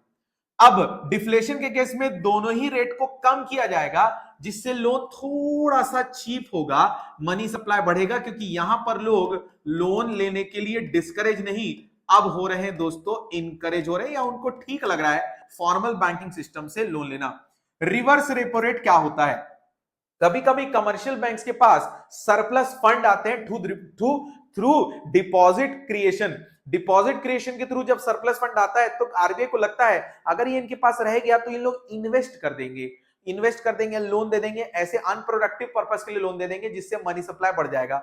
ऑलरेडी मनी सप्लाई इन्फ्लेशन के केस में बढ़ा हुआ है, तो एक काम करते हैं, आरबीआई बोलती है वो जो सरप्लस फंड है ना तू मेरे पास जमा कर दे। कमर्शियल बैंक की क्यों? आरबीआई बोलती है भैया हम आपको एक्स्ट्रा रेट इंटरेस्ट रेट दे रहे हैं, मार्केट से ज्यादा अच्छा रेट दे रहे हैं, तो जिस रेट पर ये सरप्लस मनी उठकर कमर्शियल बैंक से किसके पास जाते हैं, आरबीआई, उस रेट को क्या बोलते हैं, रिवर्स रेपो रेट। ये रेपो रेट का जस्ट उल्टा है इसलिए इसे रीपर्चेस रेपो रेट भी बोलते हैं। RRR that is reverse repo rate बढ़ा देंगे तो जो एक्सेस फंड है वो किसके पास चले जाएगा, आरबीआई के पास, मनी सप्लाई कम हो जाएगा। रिवर्स रेपो रेट को कम कर देंगे तो एक्सेस मनी किसके पास नहीं जाएगा, आरबीआई के पास, तो कहां जाएगा दोस्तों, मार्केट में जाएगा, और अगर मार्केट में पैसा गया तो मनी सप्लाई क्या हो जाएगा, बढ़ जाएगा। ओपन मार्केट ऑपरेशन में जो आरबीआई रहती है ना वो गवर्नमेंट सिक्योरिटीज का यूज करके कंट्री में इन्फ्लेशन और डिफ्लेशन की सिचुएशन को ठीक करती है। अब हम लोग क्या करने वाले हैं, हम लोग सिक्योरिटीज, आरबीआई क्या करने वाली, सिक्योरिटीज सेल करेगी ताकि वो फंड को सोक कर सके। जो मार्केट में फंड एक्स्ट्रा घूम रहा है ना, तो जैसे आरबीआई ने गवर्नमेंट सिक्योरिटी सेल की तो लोग उसको खरीदेंगे, जैसे ही लोग उसको खरीदेंगे ना तो उनका फंड उठ के आरबीआई के पास आ गया। यही तो आरबीआई चाहती थी कि फंड वहां से आके इधर आ जाए। अब देखो, selling of security soaking out funds from market, money supply कम हो जाएगा। परचेज अगर करेगा सिक्योरिटी आरबीआई मार्केट से तो ये फंड रिलीज कर रहा है, मार्केट में पैसा जाएगा तो मनी सप्लाई बढ़ेगा। अब क्वालिटेटिव में एक ही है दोस्तों, मतलब अब यहां पर एक ही पढ़ना है, वो है मार्जिन रिक्वायरमेंट। अब ध्यान से समझना, मार्जिन रिक्वायरमेंट मतलब होता है it is the difference between loan sanction and market value of securities offered by borrower. अब यहां क्या लिखा है, इन case of inflation RBI margin requirement बढ़ा देगी। मार्जिन रिक्वायरमेंट बढ़ाएगी तो लोन और मार्केट वैल्यू ऑफ सिक्योरिटी, इनके बीच का जो गैप है वो बढ़ जाएगा। अगर बढ़ गया तो बहुत कम लोन के लिए भी आपको बहुत ज्यादा वैल्यू की सिक्योरिटी आपको देना पड़ेगा, क्योंकि इसके बीच का जो मार्जिन है वो इंक्रीज कर दिया है। जैसे ही मार्जिन इंक्रीज होगा तो लोन लेना थोड़ा सा कॉस्टली होगा, और कॉस्टली होगा तो लोग थोड़े से क्या हो जाएंगे दोस्तों, डिस्करेज होंगे। यही तो हम चाहते थे कि मनी सप्लाई कम हो और ये क्रेडिट अवेलेबिलिटी जो कमर्शियल बैंक की वो धीरे धीरे कम हो। डिफ्लेशन के केस में, अच्छा ये डिफ्लेशन है दोस्तों, डिफ्लेशन के केस में हम लोग जो मार्जिन रिक्वायरमेंट है उसे डिक्रीज कर देंगे, और जब डिक्रीज करेंगे ना दोस्तों तो क्रेडिट क्रिएशन इंक्रीज होगा, क्योंकि अब लोन के लिए बहुत ज्यादा मार्केट वैल्यू की सिक्योरिटी, बहुत ज्यादा डिफरेंस के मार्केट वैल्यू की सिक्योरिटी ऑफर करने की जरूरत। हेलो गाइस, दूसरा जो टॉपिक है मनी क्रिएशन, वो एक सिंगल में इस पूरे व्हाइट बोर्ड पर लिखा है मैंने, तो ध्यान से समझना मनी क्रिएशन टॉपिक इतना इंपॉर्टेंट क्यों है। हमने अभी थोड़ी देर पहले ही पढ़ा मनी सप्लाई। मनी सप्लाई करने का सबसे बड़ा प्रोसेस होता है लोन के थ्रू। कमर्शियल बैंक पब्लिक तक पैसे कैसे पहुंचाती है, लोन प्रोवाइड करके, लेंड करके। जब पब्लिक बोरो करती है तभी पैसा पहुंचता है। यह मनी क्रिएशन के थ्रू ही मनी को सप्लाई किया जाता है पूरे इकोनॉमी में। अब ये प्रोसेस कैसा काम करता है, सबसे पहले मनी क्रिएशन टॉपिक का मतलब क्या है। Through process of money creation commercial bank are able to create loan which is in far excess of जितना डिपॉजिट आया था। ये करते कैसे हैं, इस टॉपिक को समझते। इस लाइन का मतलब क्या होता है, इस लाइन का मतलब है कि जितना प्राइमरी डिपॉजिट आता है उसके कंपैरिजन में कहीं ज्यादा उसकी सहायता से कमर्शियल बैंक मनी क्रिएट कर पाती है, उससे कहीं ज्यादा अमाउंट। असम्पशंस क्या है, इस प्रोसेस को समझने के लिए थ्योरेटिकली हमें कुछ असम्पशंस लेनी पड़ती हैं कि अलग अलग बैंकिंग सिस्टम नहीं है, सिंगल बैंक है। आप बैंक ए में भी डिपॉजिट करोगे तो वो एक ही बैंक कहलाएगा, आप बैंक डी में भी डिपॉजिट करोगे तो वो एक ही बैंक कहलाएगा। तो पैसा बेसिकली एक जगह ही आ रहा है। और दूसरा, जितने भी रिसिप्ट और पेमेंट होने वाले हैं बैंकों के थ्रू, वो ट्रांजेक्शन्स, जो भी पैसा रूट होगा पूरी इकोनॉमी में, वो कैश में नहीं होगा, वो सिर्फ बैंक्स के थ्रू होगा। तो पैसा विड्रॉ हुआ तो भी चेक के थ्रू हुआ, डिपॉजिट हुआ तो भी चेक के थ्रू हुआ, पैसे रिसीव होंगे मुझे एज ए सैलरी तो भी चेक में, मैं किसी को पेमेंट भी करूंगा सैलरी तो भी चेक में। अब डिस्कस करते हैं। एक बात ध्यान रखना, जो भी पैसा डिपॉजिट के फॉर्म में बैंकों के पास आता है वो लोन नहीं देते। वो पूरा प्रोसेस, वो जो पूरा डिपॉजिट होता है उससे वो पूरा लोन नहीं दे देते, कुछ फ्रैक्शन वो रख लेते हैं। और कुछ फ्रैक्शन रखने का मेन रीजन है कि अगर दो लोगों ने पैसे डिपॉजिट किया और उन दोनों पैसे को किसी दूसरे लोगों को हमने लोन दे दिया, और ये जब दो लोग पैसा मांगने आएंगे तो हम कैसे देंगे। ऑब्वियस सी बात है, आदमी पूरा पैसा नहीं मांगता, कुछ फ्रैक्शन ही मांगता है। इसलिए आरबीआई ने बोला जब भी कोई डिपॉजिट करे तो उसका कुछ पोर्शन अपने पास रख लो, ताकि जब कोई पैसा मांगने आएगा उसमें से तो कुछ दे सको आप। सब लोग सब एक साथ नहीं आएंगे और पूरा अमाउंट आदमी कोई निकालता नहीं है, इसलिए कुछ फ्रैक्शन की जरूरत होती है। अब ध्यान से समझना, इस पूरे कंसेप्ट को समझने के लिए कुछ वर्ड्स बहुत इंपॉर्टेंट है। सबसे पहला है प्राइमरी डिपॉजिट। प्राइमरी डिपॉजिट इस पूरे प्रोसेस का सबसे इंपॉर्टेंट पहला रोल प्ले करता है कि भैया अगर मनी क्रिएशन में डिपॉजिट ही नहीं आएगा तो मनी क्रिएशन स्टार्ट नहीं हो सकता। क्या लिखा है, commercial banks are able to create credit which is in far excess of initial और प्राइमरी डिपॉजिट। अब मान के चलो इनिशियल डिपॉजिट आया 1000 रुपए, कमर्शियल बैंक को आरबीआई ने बोला है उसका तुम कैश रिजर्व रेशियो कितना रखोगे, 200 रुपए, that is 20% of total deposit. ये कर लिया। इसका मतलब लेंड करने के लिए कमर्शियल बैंक्स के पास कितनी अवेलेबिलिटी बची है, 800 रुपए। ठीक है, अब ध्यान से समझना, मैंने क्या बोला था, कोई भी इंसान अगर पेमेंट करेगा, रिसिप्ट करेगा, लोन लेगा, सैलरी देगा, कुछ भी करेगा, चेक के थ्रू होगा। अब ये जिस बंदे ने लोन लिया है किसी पर्पज से लिया होगा, किसी आदमी को पे करने के लिए। अब ये जो लोन 800 रुपए लिया है, मान के चलो उसे टीवी परचेस करना है, तो ये टीवी शोरूम वाले के पास जाएगा, 800 रुपए लेकर वो चेक किसको दे देगा, टीवी वाले को। अब वो टीवी वाला वापस से 800 रुपए लेके किसके पास आएगा, बैंक के पास। मैंने बोला था आप बैंक ए के पास जाओ, बैंक ई के पास जाओ, बैंक एफ के पास जाओ, बैंक 12 के पास जाओ, पैसा एक ही बैंक में आएगा। तो घुमा फिरा के जिस बैंक में 1000 रुपए आए थे लोन के थ्रू, वापस से वो पैसा उसी बैंक के पास 800 रुपए आ गया। तो इसका मतलब ये जो 800 रुपए है ना, ये हम बोलते हैं सेकेंडरी डिपॉजिट। मतलब जो डिपॉजिट वो जो लोन के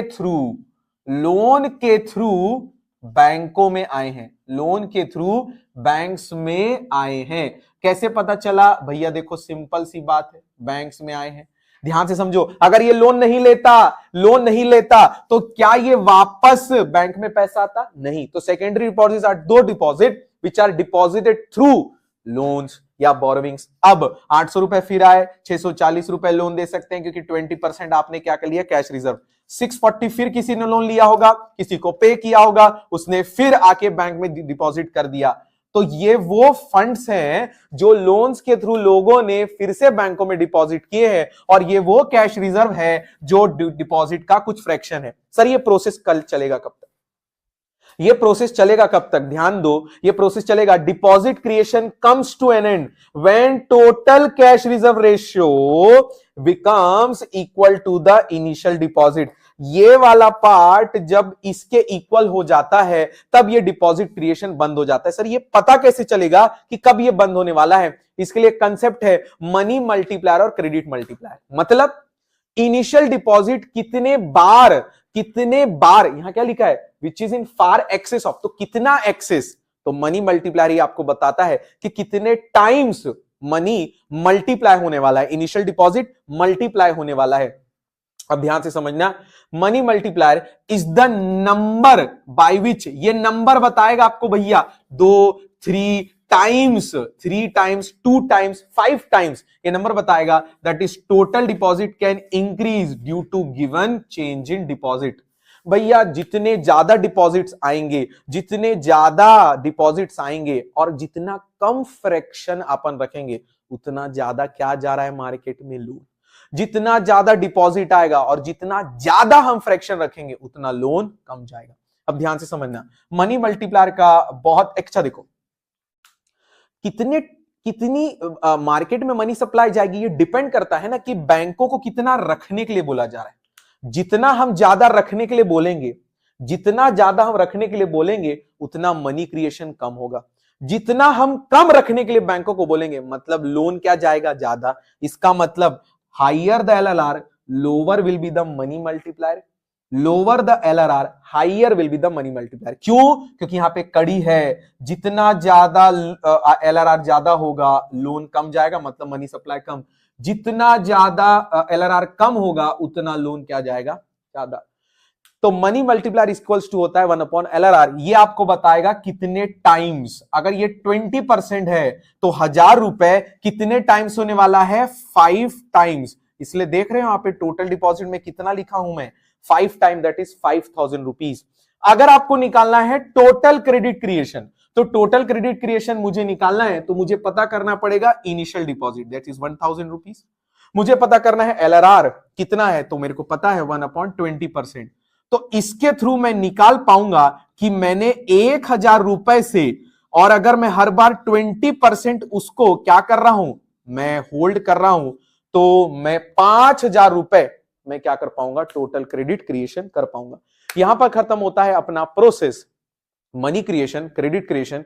इसमें सबसे इंपॉर्टेंट एक लास्ट में बात बोल देता हूं, इसमें आपको ये वाली लाइन याद रखनी है, ये टेबल याद रखना है और प्लीज इस प्रोसेस को ध्यान रखेंगे, ये टेबल में 1000 और इनिशियल डिपॉजिट दोनों सेम होने चाहिए। तो दोस्तों हैं नया चैप्टर दोस्तों, aggregate demand and aggregate supply. ये पूरी यूनिट 12 नंबर की है, बहुत ध्यान से समझना दोस्तों। आगे चलते हैं। Aggregate demand refers to the total value of goods and services that are planned to buy all the sectors of economy at a given level of income during a period of time. अब आगे चलते हैं। It represents the total expenditure, ये बहुत important है। AD के component कितने हैं ध्यान से समझो। खर्चा कितने लोग करते हैं दोस्तों? Consumption expenditure, that is house hold लोग करते हैं, फर्म करती है, इन्वेस्टमेंट एक्सपेंडिचर गवर्नमेंट करती है, और नेट एक्सपोर्ट। नेट एक्सपोर्ट मतलब एक्सपोर्ट माइनस इंपोर्ट्स। अब आगे चलते हैं, अब ध्यान से समझो। वैसे तो कीन्स के हिसाब से या नॉर्मल कंपोनेंट देखेंगे तो AD equals to C plus I plus G plus X minus M. क्योंकि वो टू सेक्टर इकोनॉमी पे फोकस करता है तो एडी इक्वल्स टू क्या हो जाएगा? C plus I. अब एडी के लिए अगर अपन डिस्कस करें तो इंपॉर्टेंट पॉइंट्स क्या है ध्यान से समझना एडी का। सबसे पहले बात करते हैं AD. AD equals to C plus I है, ध्यान से समझना। AD equals to C plus I, always some level of consumption even when income क्या है दोस्तों? जीरो है। अगर कंजम्पशन का स्टार्टिंग पॉइंट देखेंगे तो ये सी बार है, ये क्या शो कर रहा है कि वाई जीरो होने के बाद भी कंजम्पशन क्या है दोस्तों? पॉजिटिव। अब ध्यान से समझो, consumption curve slope is upward. क्या दिखा रहा है कि कंजम्पशन इंक्रीज होता है इंक्रीज इन इनकम के साथ, that is there is a positive relation. अब आगे चलते हैं। स्लोप ऑफ ऑटोनोमस इन्वेस्टमेंट, ये कैसा बनता है? Parallel to X axis, horizontal straight line parallel to X axis. AD curve start from point Y axis. क्यों?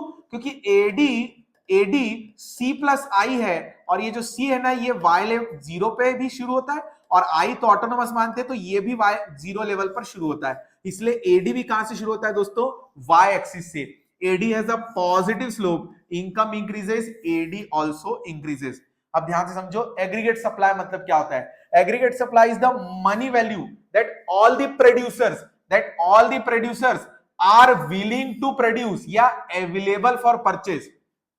अब AS equals to national income. क्यों? ध्यान से समझो। एएस मतलब क्या होता है? Total output of goods and services. National income मतलब क्या होता है? फैक्टर इनकम है, डोमेस्टिक एंड नेशनल इनकम। अब ध्यान से समझो, जब भी हम प्रोडक्शन करते हैं ना तो प्रोडक्शन को हम लोग उससे जो इनकम जनरेट होती है उसको डिस्ट्रीब्यूट करते हैं। तो इसका मतलब जितना टोटल आउटपुट बना है उतना ही तो फैक्टर इनकम हम लोग क्या करने वाले? डिस्ट्रीब्यूट करने वाले हैं। वो लिखा है देखो, total output is distributed to the factors of production in the form of factor income in two sector economy. तो नेशनल इनकम इक्वल्स टू क्या हो जाएगा? Consumption plus saving, that is Y equals to AD या C plus S. अब अगर अपन बात करें तो एस कैसा बनता है दोस्तों? 45 डिग्री। ये शो करता है कि एस इक्वल्स टू क्या है? इनकम। अब सबसे इंपॉर्टेंट बात शुरू करते हैं, कंजम्पशन फंक्शन। कंजम्पशन फंक्शन एक फंक्शनल रिलेशनशिप, याद रखना, it is a functional relationship between consumption and national income. कैसे डिनोट करते हैं? C equals to function with Y. अब ध्यान से समझो, बहुत ध्यान से सुनना। ये है भैया अपना कंजम्पशन कर्व, ये है भैया अपना इनकम कर्व। जब तक के कंजम्पशन ऊपर है ना इसका मतलब सेविंग नेगेटिव में रहेगा, और जब इनकम ऊपर चले जाएगा तो सेविंग किस में आ जाएगा दोस्तों? पॉजिटिव में। इंपॉर्टेंट पॉइंट पढ़ते हैं, ध्यान से समझा। कंजम्पशन कर्व का स्टार्टिंग पॉइंट कहां से होता है? वाई एक्सिस से। ये क्या शो कर रहा है कि यहां पर ऑटोनोमस कंजम्पशन है, that is Y equals to 0, फिर भी ऑटोनोमस कंजम्पशन है। सीसी क्या है? Positive slope. क्यों है दोस्तों? इनकम बढ़ती है तो कंजम्पशन भी बढ़ता है। This saving when income is less then consumption. मैंने बोला ना, जब तक के इनकम कम है कंजम्पशन से तब तक सेविंग नेगेटिव रहेगा। When consumption and income is equal, saving क्या हो जाता है? जीरो। और इस पॉइंट को ही तो क्या बोलते हैं दोस्तों? Break even point. अब ध्यान से समझना, आफ्टर अ सर्टेन पॉइंट जो प्रपोर्शन चेंज इन कंजम्पशन रहता है ना, कम हो जाता है प्रपोर्शन चेंज इन इनकम से, तो लोग धीरे धीरे करके क्या करना स्टार्ट करते हैं दोस्तों? सेव करना स्टार्ट करते हैं। Types of propensity to consume, average propensity to consume है और मार्जिनल प्रोपेंसिटी टू कंज्यूम है। ये करस्पॉन्डिंग लेवल की बात करता है, वो चेंज इन लेवल की बात करता है इनकम की।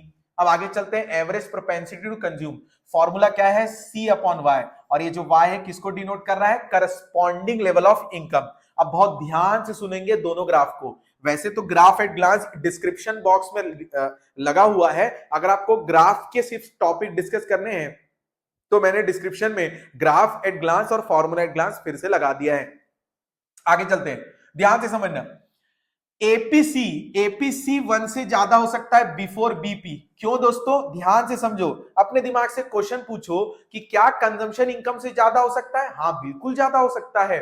जब होता है ना, होता है जब तक के जिस लेवल तक, यहां पे देखो, जब तक के कंजम्पशन ऊपर है तब तक के वो एपीसी भी 1 से ज्यादा हो सकता है। क्या एपीसी इक्वल्स टू 1 हो सकता है? हाँ, जब कंजम्पशन और इनकम क्या हो जाएंगे दोस्तों, इक्वल हो जाएंगे। दैट इज कब, एट बीपी। क्या एपीसी कम हो सकता है? बिल्कुल हो सकता है। मैंने बोला है ना, आफ्टर अ सर्टेन पॉइंट जो प्रोपोर्शनल चेंज इन कंजम्पशन है वो कम होने लग जाता है प्रोपोर्शनेट चेंज इन इनकम से, तो जो एपीसी है वो लेस देन 1 आने लगेगा। एपीसी फॉल्स होता है इनकम के साथ, अभी जो मैंने लाइन बोली थी, और एपीसी 0 नहीं हो सकता और नेगेटिव नहीं हो सकता। रीजन, ऑटोनमस कंजम्पशन, और एक चीज लिख लो कि कंजम्पशन रिमेन्स ऑलवेज व्हाट दोस्तों, पॉजिटिव। आगे चलते हैं एमपीसी के बारे में।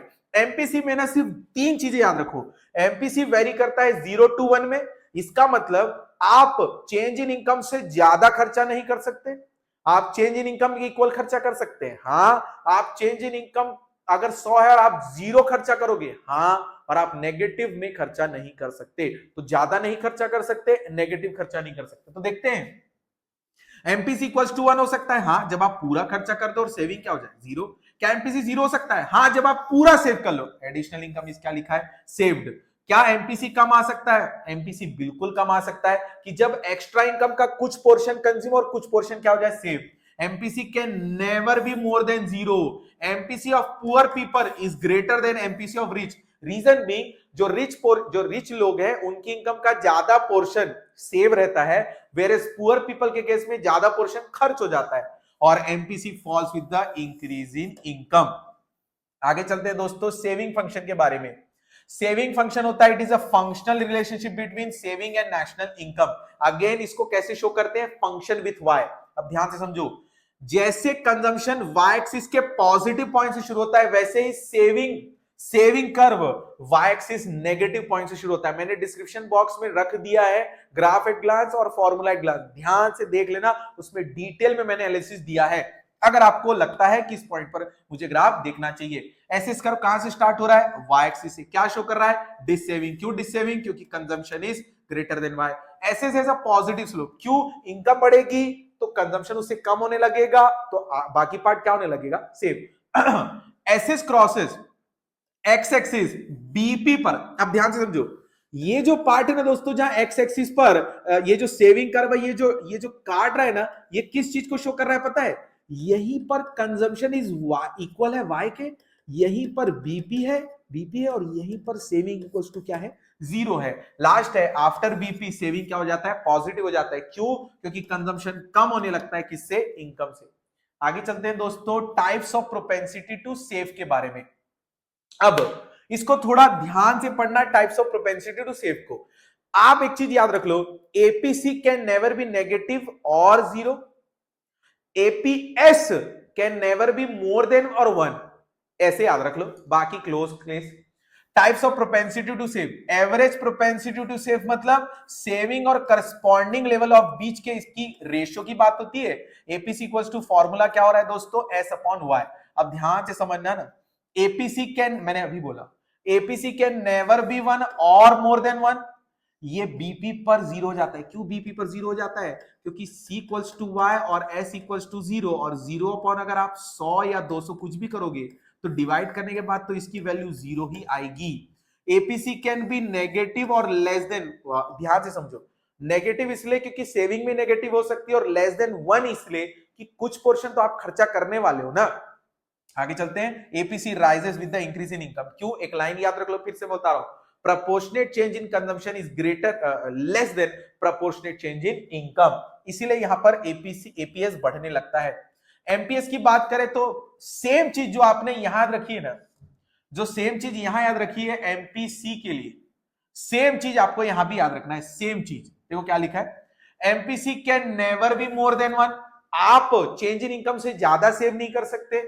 एमपीसी कैन बी 1, कभी कभी ऐसा हो सकता है आपकी चेंज इन इनकम 100 है और आप चेंज इन पूरा कंज्यूम कर ले, तो एमपीएस क्या हो गया आपका, 0 हो गया। और अगर आप चेंज इन वाई के पूरा सेव कर लेते हो तो कितना आ जाएगा एमपीएस, 1। अगर आप पूरा खर्च कर देते हो तो आ जाएगा 0। MPS can be less than 1, कभी कभी हो सकता है चेंज इन वाई का कुछ पोर्शन ही आपने खर्चा किया और कुछ पोर्शन आपने सेव किया। लास्ट है, MPC of poor people is less than MPS of rich people. Reason being rich portion का कम, रिच पोर्शन की इनकम का कम पोर्शन खर्च होता है, ज्यादा पोर्शन सेव हो जाता है। पुअर के पास इनकम जब बढ़ती है तो ज्यादा पोर्शन खर्च हो जाता है और कम पोर्शन सेव होता है, इसलिए एमपीसी ऑफ पुअर पीपल क्या है, कम है।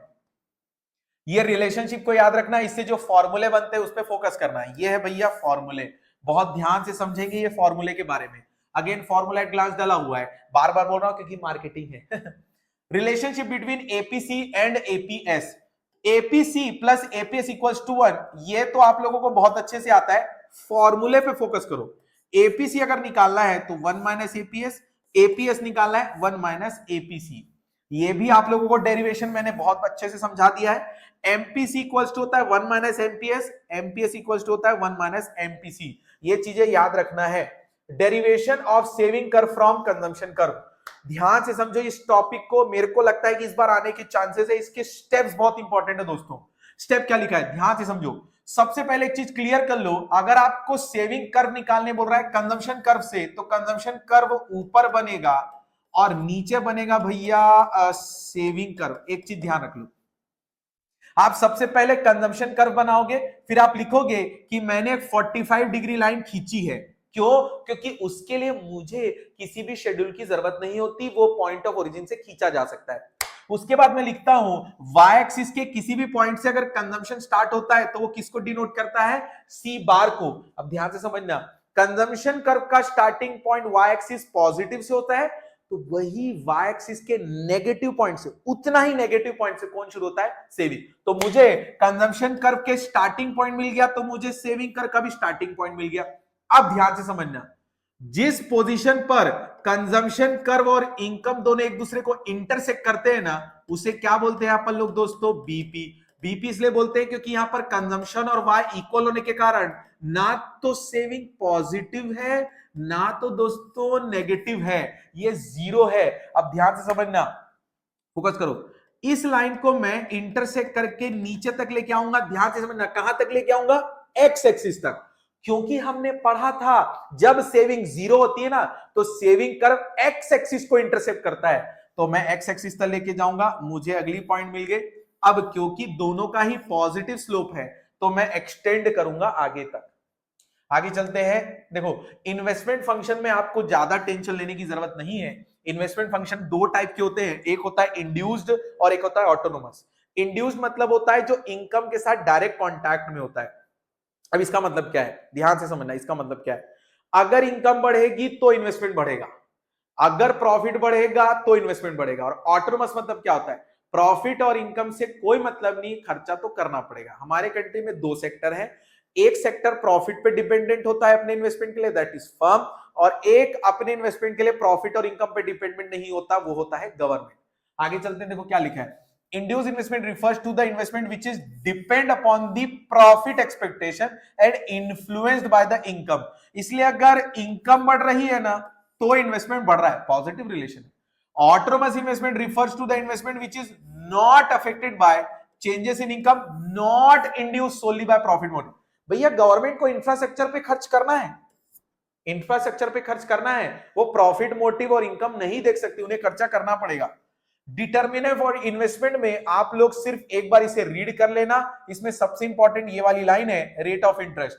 आगे चलते हैं, ex ante and ex post, इसके ऊपर क्वेश्चन आता है, ध्यान से समझो। Ex ante, it is planned और expected value of variable, whereas ex ante saving refers to amount of saving which is household plan to save at a different levels of income. Ex post variable is that actual or realized value of variable. Ex post saving refers to the actual saving and economy. Ex ante investment refers to the amount of investment which is plans to invest, और x post investment क्या लिखा है, that is actual investment, या फिर जो actual में हमें investment जितना हमने खर्चा किया उसकी बात हो रही। आगे चलते हैं, अगला टॉपिक है फुल एम्प्लॉयमेंट। ये थ्योरी टॉपिक है, थ्योरी टॉपिक ध्यान से समझना। It refers to a situation which all those people who are willing and able to work existing rate getting the work without any undue difficulty। भैया जितने लोग willing to work हैं, जितने लोग able to work है, सबको काम मिल रहा है। अब दो टाइप का, अब ध्यान से समझना, दो टाइप का अनएम्प्लॉयमेंट होता है।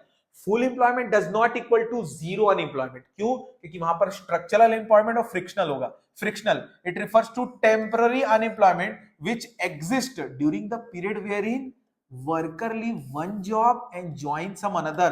तो इस बीच में जब वो ठला रहेगा ना तो उसको फ्रिक्शनल बोलते हैं। और स्ट्रक्चरल मतलब होता है कि कभी कभी आपको जो स्किल आती है ना वो डिमांड कर ही नहीं रहा है फर्म, वो मार्केट में वो स्किल कोई मांग ही नहीं रहा है। तो जब तक कि आप डिमांड वाली स्किल नहीं समझोगे तब तक आप क्या रहने वाले हो, अनएम्प्लॉयड रहने वाले हो। इनवॉलेंटरी अनएम्प्लॉयमेंट मतलब होता है मैं काम तो करना चाहता हूं लेकिन मुझे लात मार के भगा दिया गया है। People who are willing and able to work but not getting the work। अब आगे चलते हैं दोस्तों, नया चैप्टर शुरू करते हैं, equilibrium level of income, that is जिसमें इन्वेस्टमेंट मल्टीप्लायर वाले टॉपिक और इक्विलिब्रियम ढूंढने वाले टॉपिक हैं। There are two types of equilibrium level, AD equals to AS and S equals to I. पहली बात, इक्विलिब्रियम पे कब होता है? When aggregate demand for a goods and services is equal to aggregate supply during a period of time. Determination of equilibrium के लिए पहले assumption लेना पड़ता है। ये टू सेक्टर मॉडल में पढ़ा जाएगा। इन्वेस्टमेंट एक्सपेंडिचर को हमेशा ऑटोनोमस बोलेंगे, प्राइस लेवल कांस्टेंट रहेगा, और हम लोग जब भी इक्विलिब्रियम लेवल डिसाइड कर रहे हैं तो वो शॉर्ट रन कंटेक्स्ट में होगा। शॉर्ट रन मतलब लेबर ही प्रोडक्शन बढ़ा सकता है, मशीन को ला नहीं पाएंगे। There are two approaches, AD and AS approach. Equilibrium level of income is determined when AD represented by C plus I is equal to total output, that is AS। इसी situation को Keynes भैया effective demand बोलते थे जब AD equals to क्या हो जाता था, AS के। अब ये देखो फोटो ध्यान से समझो, फोटो में आपको एक चीज फोकस करना है, हमेशा जब भी आप इक्विलिब्रियम लेवल वाला बना रहे हैं तो इनकम एंड आउटपुट लेवल बनाएं, income output and employment level. जहां पर एक दूसरे को इंटरसेक्ट कर रहे हैं एडी और एएस, ये हो जाता है इक्विलिब्रियम, दैट इज ई लिखे, 45 डिग्री लिखना ना भूलें। अब आगे चलते हैं, दो कंडीशन, जब AD is greater than AS होता है तो household and firm together are buying more goods than firms are willing to produce. तो प्लान इन्वेंट्री क्या हो चुकी है भैया, कम पड़ चुकी है। फर्म्स ने सोचा था कि 45 मांगेंगे, हम लोग 90 मांग लिए, तो हमारी जो प्लान इन्वेंट्री वो कम पड़ गई। Plan inventory would fall below the desired level, firm would increase employment and output until AD equals to AS। When AD is less than AS, when AD is less than AS, household and firm are buying less goods and then firms are willing to produce। इस case में plan inventory हमने सोचा था लोग 600 मांगे 400, मतलब हमारी plan inventory ज्यादा आ गई है तो हमको इन्वेंट्री क्लियर करना पड़ेगा। Would rise, firm will decrease employment and output जब तक AD इक्वल्स टू AS नहीं हो जाता। दोस्तों आगे चलते हैं, अगला ये है सेविंग और इन्वेस्टमेंट अप्रोच, जहां पर सेविंग और इन्वेस्टमेंट आपका इक्वल होता है। ये इन्वेस्टमेंट मल्टीप्लायर वाले टॉपिक ले लो, इक्विलिब्रियम वाले टॉपिक से ले लो, एक प्रैक्टिकल क्वेश्चन जरूर आ रहा है। Equilibrium level of income is determined at a level when planned saving is equals to planned investment. Planned word लिखना ना भूलें। अगर सेविंग ज्यादा है इसका मतलब खर्चा कम हो रहा है, खर्चा कम हो रहा है मतलब डिमांड कम हो रही है, डिमांड कम हो रहा है मतलब AD is less then AS। देखो photo, after a point E, household are not consuming as much as firm expected them to। हमने सोचा था कि इतना परसेंटेज सेव करेंगे, लेकिन लोग तो कुछ ज्यादा ही सेव कर रहे हैं, मतलब खर्चा क्या कर रहे हैं दोस्तों, कम कर रहे हैं। Inventory rises above the desired level, क्योंकि खर्चा क्या हो चुका है दोस्तों, कम हो रहा है। खर्चा कम होगा तो इन्वेंट्री जो रहेगी ना, प्लान इन्वेंट्री, वो ज्यादा हो जाएगी। अब firm will plan to reduce the production. अब यहां से समझना गलती क्या हो गई है, मैंने क्या लिख दिया गलती से, फर्म विल प्लान टू, अच्छा एक second, inventory rises above the desired level. अगर हम लोग सेविंग ज्यादा कर रहे हैं इसका मतलब खर्चा कम कर रहे हैं, खर्चा कम कर रहे हैं मतलब डिजायर्ड लेवल से ज्यादा इन्वेंट्री, एग्जैक्टली बहुत सही लिखा है, मैं बहुत सही लिखा हूं, firm will plan to reduce production till S equals to I when saving is less than investment, मतलब जितना हमने सोचा था लोग सेविंग करेंगे उससे सेविंग कम कर रहे हैं, मतलब खर्चा क्या कर रहे हैं दोस्तों, ज्यादा। Before point E, household are consuming more and saving less, what the firm expected them to, तो यहां पर प्लान इन्वेंट्री पचका हो गया, जितना सोचे थे उससे ज्यादा खर्चा कर रहे हैं क्योंकि सेविंग क्या हो रही है, कम हो रही है। फर्म वुड इंक्रीज या firm would plan to increase the production till they get S equals to I.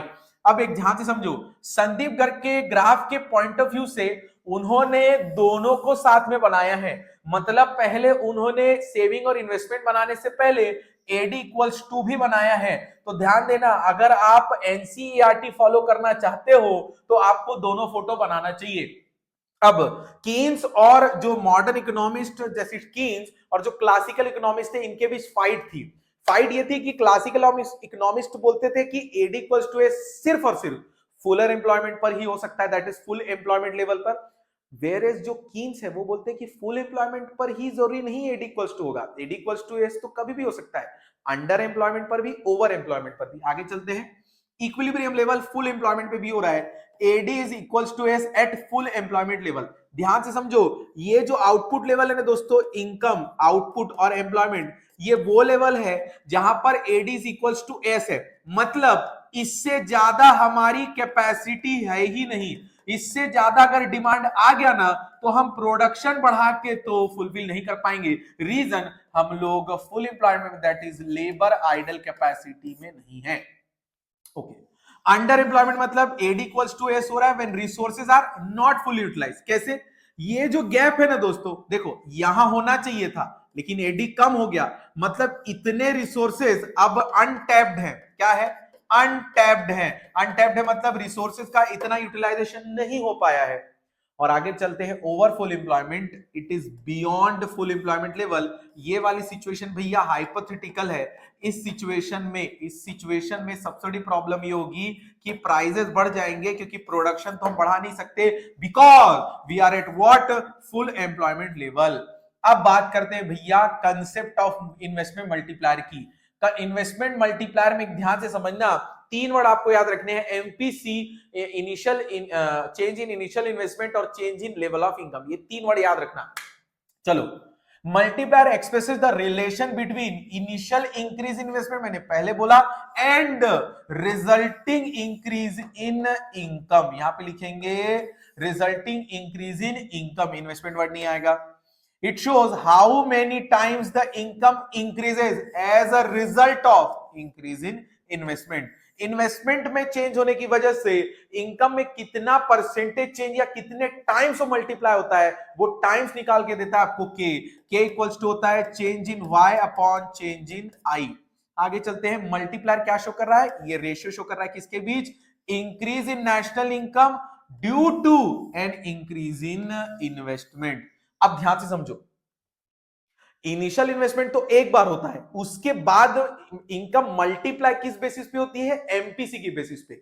Higher the MPC, इसका मतलब इनिशियल इन्वेस्टमेंट 100 करोड़ हुआ, अब अगर हायर एमपीसी मतलब 80 करोड़ की जगह 80% की जगह 90% अगर हर बार खर्चा हो रहा है, इसका मतलब ज्यादा खर्चा, 1% expenditure is another person income. तो जितना ज्यादा लोग एक्स्ट्रा खर्च करेंगे उतना दूसरे लोगों की इनकम ज्यादा जनरेट होगी। तो क्या लिखा है देखो, it is that there is a direct relationship between MPC and value of multiplier।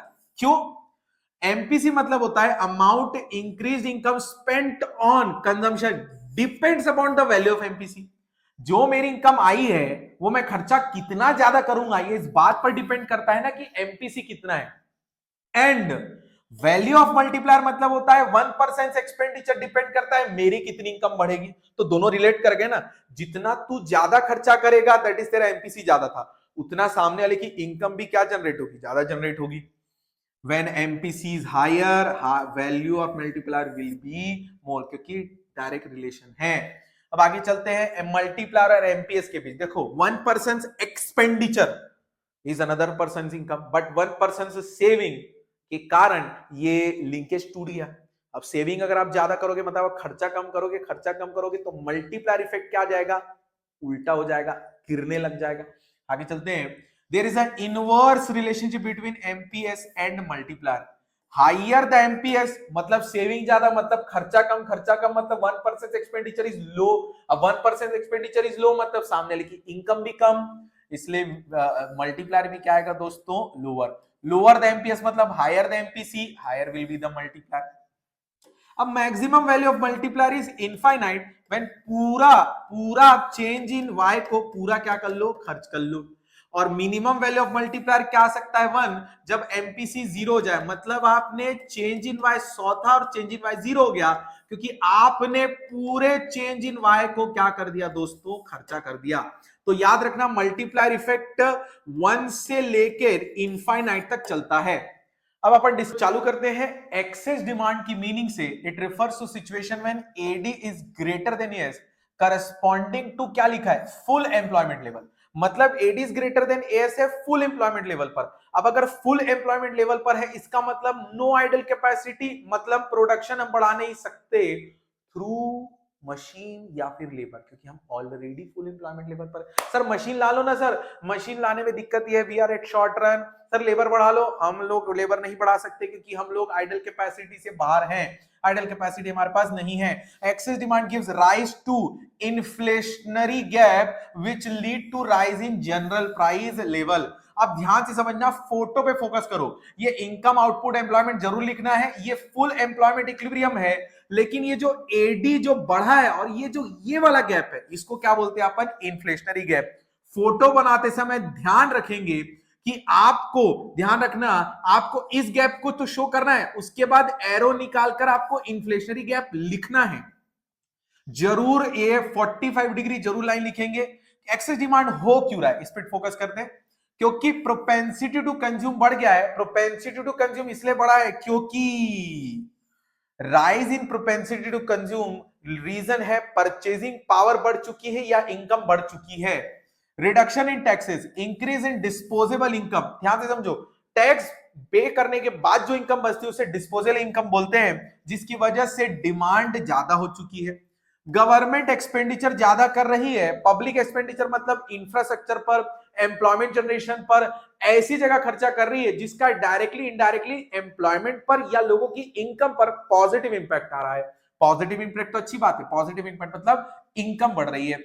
Increase investment due to lower rate of interest या हाई रेट ऑफ रिटर्न, मतलब जहां से फर्म बोरो करती है वो कम रेट ऑफ इंटरेस्ट पे loan मिल रहा है, या जिन जगह पर वो इन्वेस्ट करती है वहां से उनको रिटर्न ज्यादा मिल रहा है, इसलिए लोग खर्चा ज्यादा कर रहे हैं।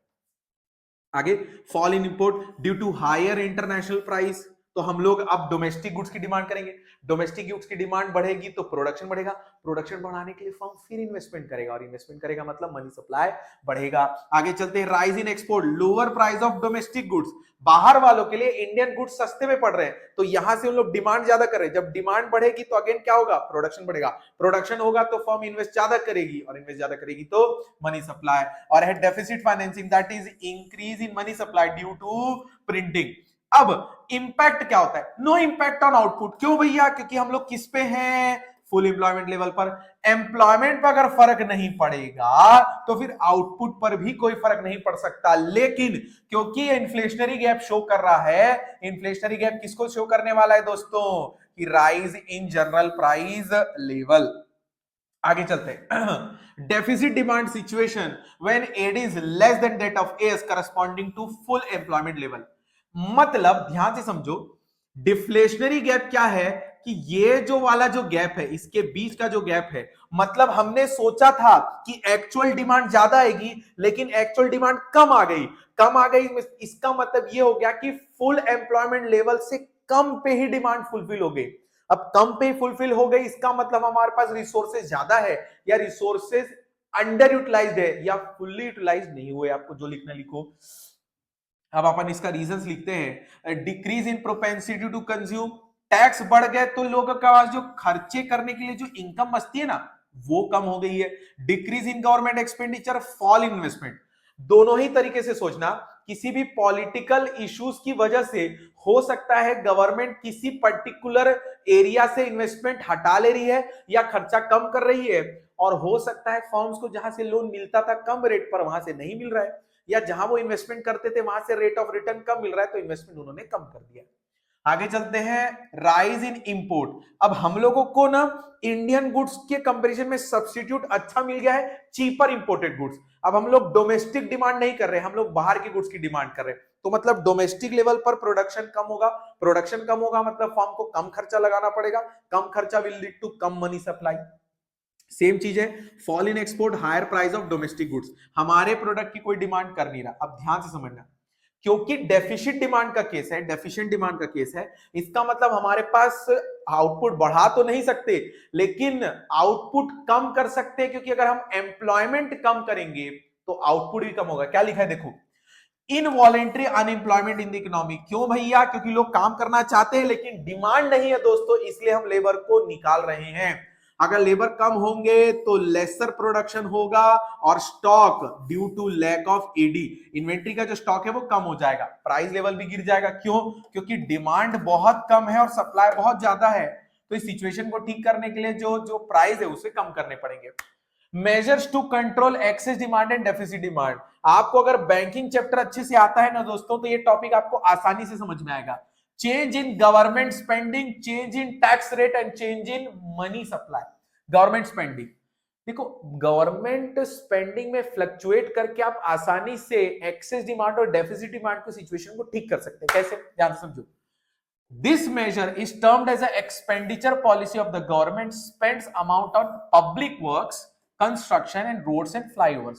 एक्सेस डिमांड के केस में वो ऑलरेडी गवर्नमेंट का खर्चा ज्यादा हो रहा था।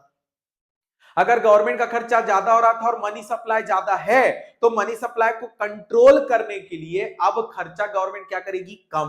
क्या लिखा है? Decrease in government spending will reduce the level of AD. क्यों? गवर्नमेंट जितना खर्चा कम करेगी उतना मनी सप्लाई मार्केट में कम पहुंचेगा। मनी सप्लाई मार्केट में कम पहुंचेगा तो इन्फ्लेशन की सिचुएशन थोड़ी सी करेक्ट होगी। डिफ्लेशन के केस में या डेफिसिट डिमांड के केस में गवर्नमेंट को स्पेंडिंग बढ़ाना चाहिए, क्योंकि ऑलरेडी मार्केट में जो मनी सप्लाई है ना दोस्तों, मनी सप्लाई वो ऑलरेडी कम है। अब मनी सप्लाई को बढ़ाने के लिए गवर्नमेंट को एक्सपेंडिचर करने होंगे। अब एक चीज ध्यान से समझना, गवर्नमेंट को अगर एक्सपेंडिचर बढ़ाने होंगे इसका यह मतलब नहीं कि वो रैंडमली अनप्रोडक्टिव पर्पस पे भी खर्चा करे, नहीं, वो डिसीजंस लेके आरबीआई से एनालिसिस करके आरबीआई से पूछताछ करके ही खर्चा करेगी। चेंज इन टैक्सेस बहुत सिंपल है। अगर इन्फ्लेशन का केस है तो हम लोग टैक्स बढ़ा देंगे ताकि लोग का खर्चा करने की नौबत कम आए, क्योंकि उनकी जो डिस्पोजेबल इनकम है वो कम बचेगी। डिफ्लेशन के केस में ऑलरेडी डिस्पोजेबल इनकम कम बची है तो टैक्स गिरा देना चाहिए ताकि इनकम बचे और वो लोग खर्चा करने की नौबत आ सके।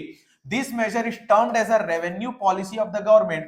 Government imposes different kind of direct and indirect tax on public. Excess demand के केस में टैक्सेस बढ़ा दिए जाएंगे। Government will increase the rates of taxes, even impose some new taxes. नए टैक्स लेके आ जाएंगे ताकि ज्यादा से ज्यादा लोगों तक पहुंचा जाए, ज्यादा उनसे टैक्स कलेक्ट करके। अगर कुछ लोग टैक्स से बच जा रहे तो नए टैक्स सिस्टम लेके आ जाओ, लेकिन ज्यादा से ज्यादा लोगों पर टैक्स लगाओ। डेफिशिएंट डिमांड के केस में भैया उनकी इनकम नहीं है तो आपको उनके टैक्स रेट को क्या करना चाहिए? रिड्यूस करना चाहिए, ताकि उन लोगों का जो मनी सप्लाई है उनके हाथ में रहे और उन लोग इसको क्या करें दोस्तों? खर्च करें। गवर्नमेंट चाहती है खर्च करे। चेंज इन मनी सप्लाई और अवेलेबिलिटी ऑफ क्रेडिट। देखो, क्वालिटेटिव इंस्ट्रूमेंट्स और क्वांटिटेटिव इंस्ट्रूमेंट्स के थ्रू गवर्नमेंट और आरबीआई मिलके मनी सप्लाई को कंट्रोल कर सकते हैं। ध्यान से समझना अगला topic, instrument. Repo rate, bank rate और reverse repo rate. Repo rate और बैंक रेट और रिवर्स रेपो रेट में बता चुका हूं, एक बार मैं लास्ट टाइम बताता हूं। रेपो रेट और बैंक रेट एक ही चीज होती है, पर एक रेपो रेट शॉर्ट टर्म के लिए, बैंक रेट लॉन्ग टर्म के लिए। दोनों का मतलब यही है कि जिस रेट पर आरबीआई कमर्शियल बैंक को लोन देती है, अगर वो इंटरेस्ट रेट बढ़ा दी तो कमर्शियल बैंक पब्लिक से भी ज्यादा मार्केट रेट ऑफ इंटरेस्ट मांगेगी। अगर आरबीआई इस इंटरेस्ट रेट को कम कर देती है तो कमर्शियल बैंक पब्लिक से कम रेट ऑफ इंटरेस्ट चार्ज करेगी। कम रेट ऑफ इंटरेस्ट चार्ज करेगी मतलब पब्लिक इनकरेज, ज्यादा इंटरेस्ट रेट चार्ज करेगी तो पब्लिक डिस्करेज। अब डिस्करेज कब करना चाहिए? जब इन्फ्लेशन है। इनकरेज कब करना चाहिए? जब डिफ्लेशन है। आगे चलते हैं। Repo rate, RBI will increase the repo rate which increases the, ये लाइन इंपॉर्टेंट है, market rate of interest, loan क्या हो जाएंगे कॉस्टली, लोन कॉस्टली होगा, मार्केट सप्लाई कम होगा। डेफिशिएंट डिमांड के केस में RBI will decrease the repo rate which will decrease the rate of interest, जिसकी वजह से लोन लेना थोड़ा सा कंपेरिजन टू ये थोड़ा सा क्या हो जाएगा, चीपर हो जाएगा और लोन लेने के लिए लोग तैयार होंगे। और बैंक रेट में सेम एज अबव। एक चीज ध्यान रखना, ये लॉन्ग टर्म के लिए होता है, ध्यान रखेंगे दोस्तों, ये वर्ड मेंशन करना ना भूले एग्जाम में अगर आता है तो। रिवर्स रेपो रेट क्या होता है, मैंने बोला था कभी कभी सरप्लस फंड अगर आ गया कमर्शियल बैंक के पास, तो आरबीआई चाहती है वो सरप्लस फंड कहीं इन्वेस्ट ना कर दे, वो हमें दे दे, तो रिवर्स रेपो रेट भी बढ़ा देंगे, जिससे क्या होगा, कमर्शियल बैंक अपने सरप्लस फंड को किसको दे देगी, डिपॉजिट कर देगी, किसके साथ, आरबीआई के साथ, जिससे उनकी अवेलेबिलिटी ऑफ क्रेडिट क्या हो जाएगा, कम। अब रिवर्स रेपो रेट के केस में डेफिशिएंट डिमांड है, तो रिवर्स रेपो रेट डिक्रीज किया जाएगा ताकि commercial bank surplus fund RBI को ना देके खुद रखे, ज्यादा से ज्यादा इन्वेस्टमेंट करे ताकि अवेलेबिलिटी ऑफ क्रेडिट बढ़ी रहे। कैश रिजर्व रेशियो एसएलआर अपन डिस्कस नहीं कर रहे, दोनों ही इन्फ्लेशन के केस में बढ़ेगा, डेफिसिट डिमांड के केस में कम होगा। ओपन मार्केट ऑपरेशन में एक वर्ड याद रखना है, एक्सेस डिमांड की सिचुएशन में सेल करना है ताकि जो कमर्शियल बैंक का रिजर्व है वो क्या हो सके दोस्तों, रिड्यूस, और परचेस करेंगे ताकि जो रिजर्व है कमर्शियल बैंक का वो क्या किया जा सके, इंक्रीज। अगर इंक्रीज होगा तभी तो लोन ज्यादा दे पाएंगे, और अगर डिक्रीज होगा तभी तो लोन क्या दे पाएंगे हम लोग, कम। चलिए दोस्तों लास्ट पॉइंट शुरू करते हैं, क्वालिटेटिव इंस्ट्रूमेंट्स। मार्जिन रिक्वायरमेंट में आरबीआई मार्जिन रिक्वायरमेंट बढ़ा देगा किस केस में दोस्तों, जब एक्सेस डिमांड है, क्योंकि एक्सेस डिमांड के केस में मनी सप्लाई को क्या करना रहता है, अपने को मनी सप्लाई को कम करना रहता है। मनी सप्लाई को कम करने के लिए ताकि मार्जिन रिक्वायरमेंट अगर बढ़ेगा ना तो लोन डिस्करेज होगा, क्योंकि लोन महंगा हो रहा है, लोगों को ज्यादा मार्केट सिक्योरिटी की वैल्यू जमा करनी पड़ रही है, और इस केस में कम हम लोग कर देंगे, जिससे लोन जितना लेना है उसके कंपैरिजन में मार्केट वैल्यू ऑफ सिक्योरिटी कम लानी पड़ेगी। लास्ट है मोरल सुएशन, एडवाइस करेगी नहीं देना है लोन, एडवाइस करेगी आप लोग लोन देते रहिए ताकि अवेलेबिलिटी ऑफ क्रेडिट बढ़े। सेलेक्टिव क्रेडिट कंट्रोल में RBI introduce rationing of credit, थोड़ा रिस्ट्रिक्शन लेके आती है ताकि लोन देना थोड़ा सा प्रिवेंट किया जा सके, और ये जो रिस्ट्रिक्शन लगा हुआ था उसको वो हटा सकती है। तो दोस्तों यहां पर खत्म होता है अपना एक्सेस डिमांड और deficit demand. Thank you so much. Hello guys, macro economics का रिवीजन चल रहा है अपना, और यूनिट 1 है national income. National income unit का पहला चैप्टर है circular flow of income. Circular flow of income में जितने भी टॉपिक है मैं सारी चीजें आपको एक वीडियो में बहुत अच्छे से और प्रिसाइसली समझाने वाला हूं। तो चालू करते हैं टॉपिक। सबसे पहला टॉपिक है सर्कुलर फ्लो ऑफ इनकम की meaning.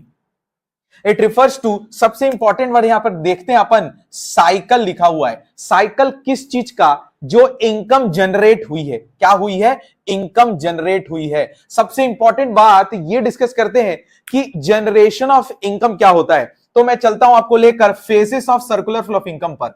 Generation of income, that is generation phase. अब जनरेशन फेज में हाउस होल्ड और फर्म, ये दो सेक्टर इन्वॉल्व होने वाले हैं। इन दो सेक्टर के बीच क्या होने वाला है, तो भैया ध्यान से समझो।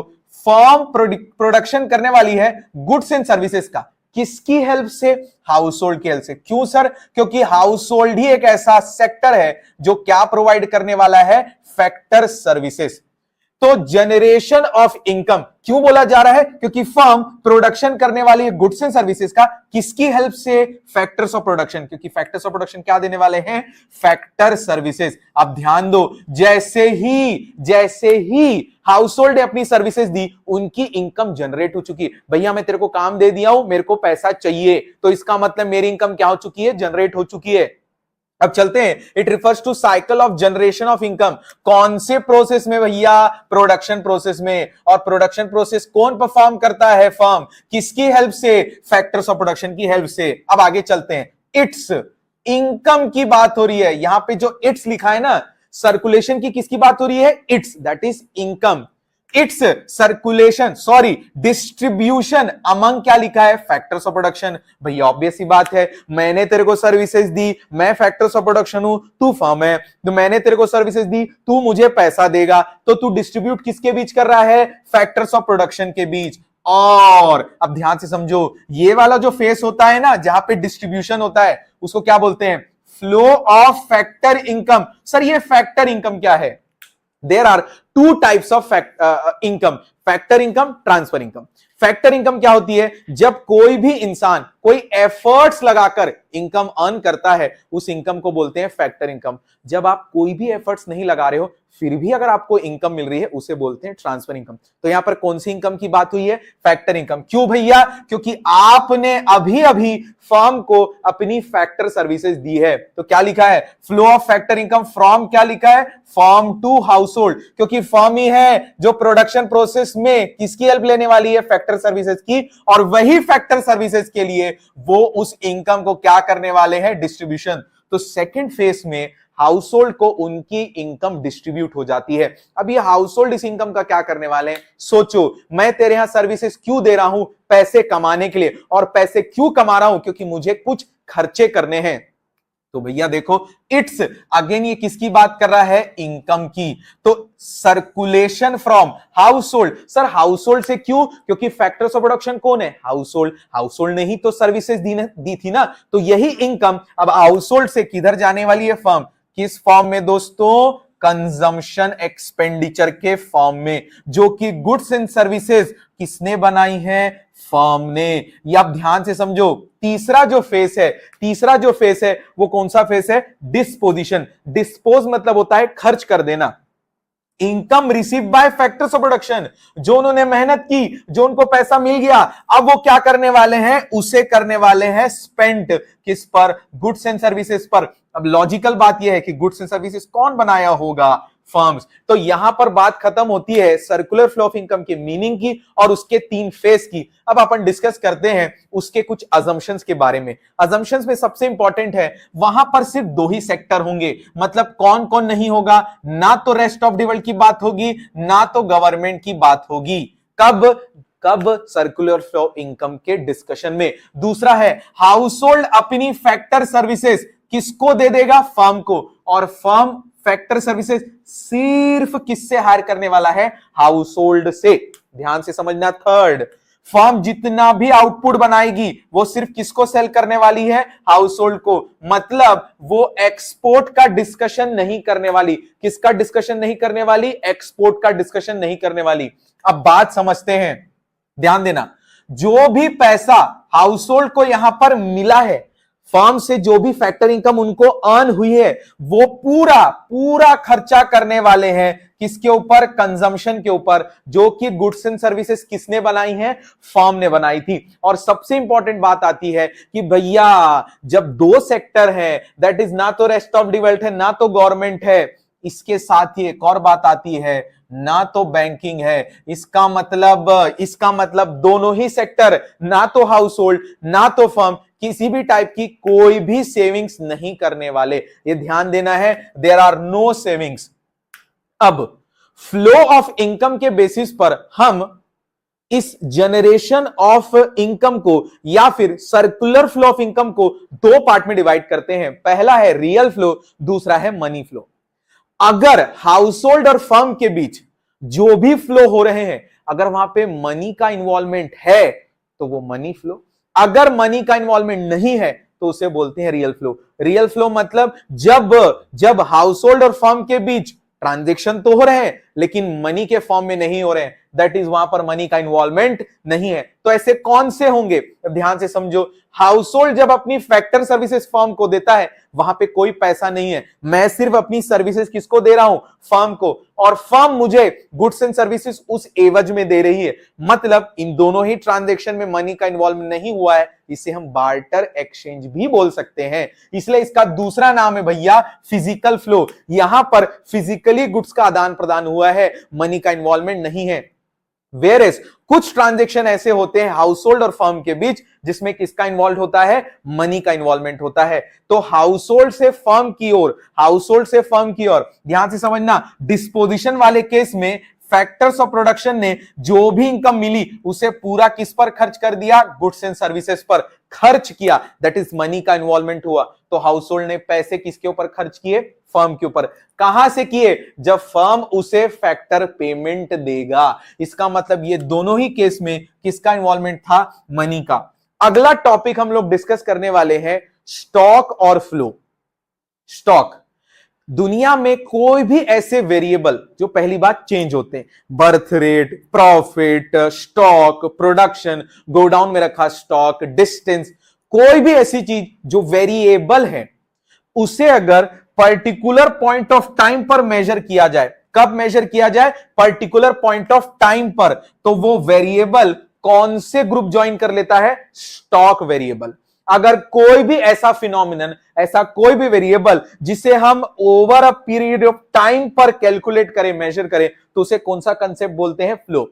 सर क्वेश्चन में हम कैसे पहचानेंगे कि स्टॉक कौन सा और फ्लो कौन सा है? बहुत सिंपल सा लॉजिक है, ये ट्रिक याद रखना। अगर कोई भी क्वेश्चन में ऐसी चीज दी है जो खुद चेंज नहीं हो सकती, वो स्टॉक होता है। और कोई भी ऐसा वेरिएबल जो किसी दूसरे वेरिएबल को इंपैक्ट करता है, चेंज करने में, फ्लक्चुएट करने में, तो वो है फ्लो। एग्जांपल सर, मैं आपको एग्जांपल के थ्रू समझाता हूं। जैसे एग्जांपल के लिए डिस्कस करेंगे बर्थ, डेथ और पॉपुलेशन। अब ध्यान से समझो, इसमें पर्टिकुलर पॉइंट ऑफ टाइम पे तो हम लोग पॉपुलेशन, 10 साल में एक बार जनसंख्या होती है, दैट इज सेंसस होता है, वो तो ठीक है, लॉजिकल बात। लेकिन इसमें सोचो कौन किसको इंपैक्ट करेगा, बर्थ और डेथ किसको इंपैक्ट करने वाले हैं, पॉपुलेशन को। तो मैंने बोला था जो किसी दूसरे वेरिएबल को इंपैक्ट करते हैं वो क्या होते हैं, फ्लो। जो खुद नहीं चेंज होते वो क्या होते हैं, स्टॉक। तो पॉपुलेशन हो जाएगा स्टॉक और बर्थ और डेथ क्या हो जाएगा, फ्लो। जैसे profit, loss, capital formation, investments, ये फ्लो है। Capital, national wealth, stock, production of जो गोडाउन में रखा हुआ है, ये सारे स्टॉक है। तो यहां पर अपना खत्म होता है chapter number 1 circular flow of income. इसके इंपॉर्टेंट क्वेश्चन, एमसीक्यू वाले क्वेश्चन मैं आपको डिस्क्रिप्शन बॉक्स में लिंक में दे दूंगा, आप उसको डाउनलोड करिए, पूछिए डाउट्स मेरे से और ये चैप्टर कंप्लीट करिए। थैंक यू दोस्तों। Hello guys, unit 1 national income का ये सेकंड चैप्टर है, basic concept of micro economics. इसमें छोटे छोटे टॉपिक्स है बहुत सारे, चलिए डिस्कस करते हैं। सबसे पहला टॉपिक मैं ले रहा हूं final goods and intermediate goods. Final goods, those goods which are used for, क्या लिखा हुआ है देखो, कंजम्पशन एंड क्या लिखा हुआ है, इन्वेस्टमेंट। ऐसे कोई भी गुड्स जो फर्म या हाउस होल्ड, फर्म या हाउस होल्ड या कोई भी इंसान अपने कंजम्पशन या इन्वेस्टमेंट के लिए लेता है। तो अगर हाउस होल्ड परचेस कर रहा है तो वो किस पर्पस के लिए खरीदेगा, कंजम्पशन पर्पस के लिए, अपनी वांट्स को सेटिस्फाई करने के लिए। वेयर अगर फर्म परचेस करती है तो वो उसे अपने बिजनेस में इन्वेस्ट करेगी। दैट इज, वो जब भी फर्म कोई एसेट परचेस करती है, जब भी फर्म कोई ऐसा गुड्स परचेस करती है जो उसे अपने बिजनेस में बार बार यूज करने वाली होगी, तो उससे उन लोग क्या बोल देते हैं, इन्वेस्टमेंट पर्पस के लिए। अब भैया देखो, अब ये रेडी टू यूज है, ये भैया रेडी टू यूज है, तो इसका मतलब ये जो प्रोडक्शन बाउंड्री होता है ना, जहां पर ये प्रोडक्शन होता है, दैट इज जहां पर रॉ मटेरियल को कन्वर्ट किया जाता है फिनिश गुड्स में, ये सारे वहां पर काम ना, ये जितने भी काम है सब कंप्लीट हो चुके हैं। जैसे मान के चलिए ब्रांडिंग हो गया, पैकेजिंग हो गया, लेबलिंग हो गया, मोल्ड करना है, कट करना है, स्टिचिंग करना है, ये सारे काम कंप्लीट हो चुके हैं। इसका मतलब ये रेडी टू यूज है। और सबसे इंपॉर्टेंट बात, ये जो प्रोडक्शन बाउंड्री है जहां पे प्रोडक्शन हो रहा है वो क्रॉस हो चुका है। अब अगर प्रोडक्शन बाउंड्री क्रॉस हो चुका है और सारे जितने भी एडिशनल वर्क थे वो अगर कंप्लीट हो चुका है, इसका मतलब है अब उसमें किसी भी प्रकार का एक्स्ट्रा काम बाकी नहीं है, दैट इज किसी भी प्रकार का वैल्यू एडिशन बाकी नहीं है। इसीलिए इसे हम नेशनल इनकम और डोमेस्टिक इनकम कैलकुलेट करते समय यूज करते हैं। अब बात करते हैं अपन इंटरमीडिएट गुड्स की। ऐसे गुड्स, इंटरमीडिएट गुड्स वो गुड्स होते हैं जो या तो रीसेल होने वाले हैं या फर्दर प्रोडक्शन में काम आने वाले। अगर कोई भी इंसान चेयर बना रहा है और अगर चेयर बनाने के लिए उसने वुड परचेस किया तो वो फर्दर प्रोडक्शन में यूज करने वाला है। और अगर उसने वुड की क्वांटिटी ज्यादा ली हुई है ताकि वो अपनी फैक्ट्री से दूसरी फैक्ट्री को रीसेल कर सके, तो वो दोनों ही गुड्स पर्पस के पॉइंट ऑफ व्यू से इंटरमीडिएट गुड्स हो जाते हैं। अब ध्यान से समझो, क्योंकि अभी या तो ये फर्दर प्रोडक्शन होने वाले हैं और अगर रीसेल भी हो रहे हैं तो ये अभी उसमें वैल्यू एडिशन बाकी है, इसका मतलब ये नॉट रेडी टू यूज है। सर वुड तो दूसरी फैक्ट्री ने परचेस कर लिया तो रेडी टू यूज है। वुड अगर परचेस किया है तो जिस काम के लिए परचेस किया है वो तो अभी फाइनलाइज नहीं हुआ है, इसलिए नॉट रेडी टू यूज, इसीलिए अभी भी वो कहां पर है, प्रोडक्शन बाउंड्री में है। ये कौन से कंसेप्ट से रिलेटेड है, फर्दर प्रोडक्शन वाले वर्ड से कनेक्ट करता है। अब ध्यान से समझो, मैंने क्या बोला था, अगर प्रोडक्शन बाउंड्री क्रॉस हो चुकी है इसका मतलब वैल्यू एडिशन बाकी नहीं है। तो अगर ये प्रोडक्शन बाउंड्री में है अभी, इसका मतलब यहां पर क्या पेंडिंग है दोस्तों, वैल्यू एडिशन पेंडिंग है। जिस प्रोडक्ट की वैल्यू ही फाइनल नहीं हुई है उसे मैं एडिशन करने के लिए, कैलकुलेट करने के लिए, नेशनल इनकम के लिए मैं उसको कंसीडर कैसे करूं, मुझे वैल्यू ही नहीं पता है, इसलिए इस वैल्यूज को, सॉरी इस गुड्स की वैल्यू को हम लोग इंक्लूड नहीं कर पाते क्योंकि already included in value of final good. तो इंटरमीडिएट गुड की सबसे बड़ी खासियत होती है किसकी वैल्यू ऑलरेडी किस में इंक्लूड होती है, फाइनल गुड की वैल्यू में।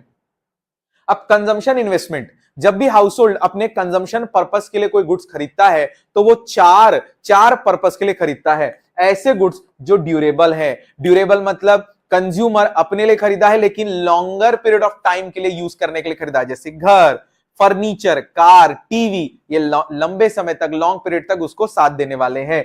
दूसरा है सेमी ड्यूरेबल, कपड़े जो होते हैं वो 1 या 2 साल के अंदर खराब हो जाएंगे, ये आपके लायक नहीं रह पाएंगे।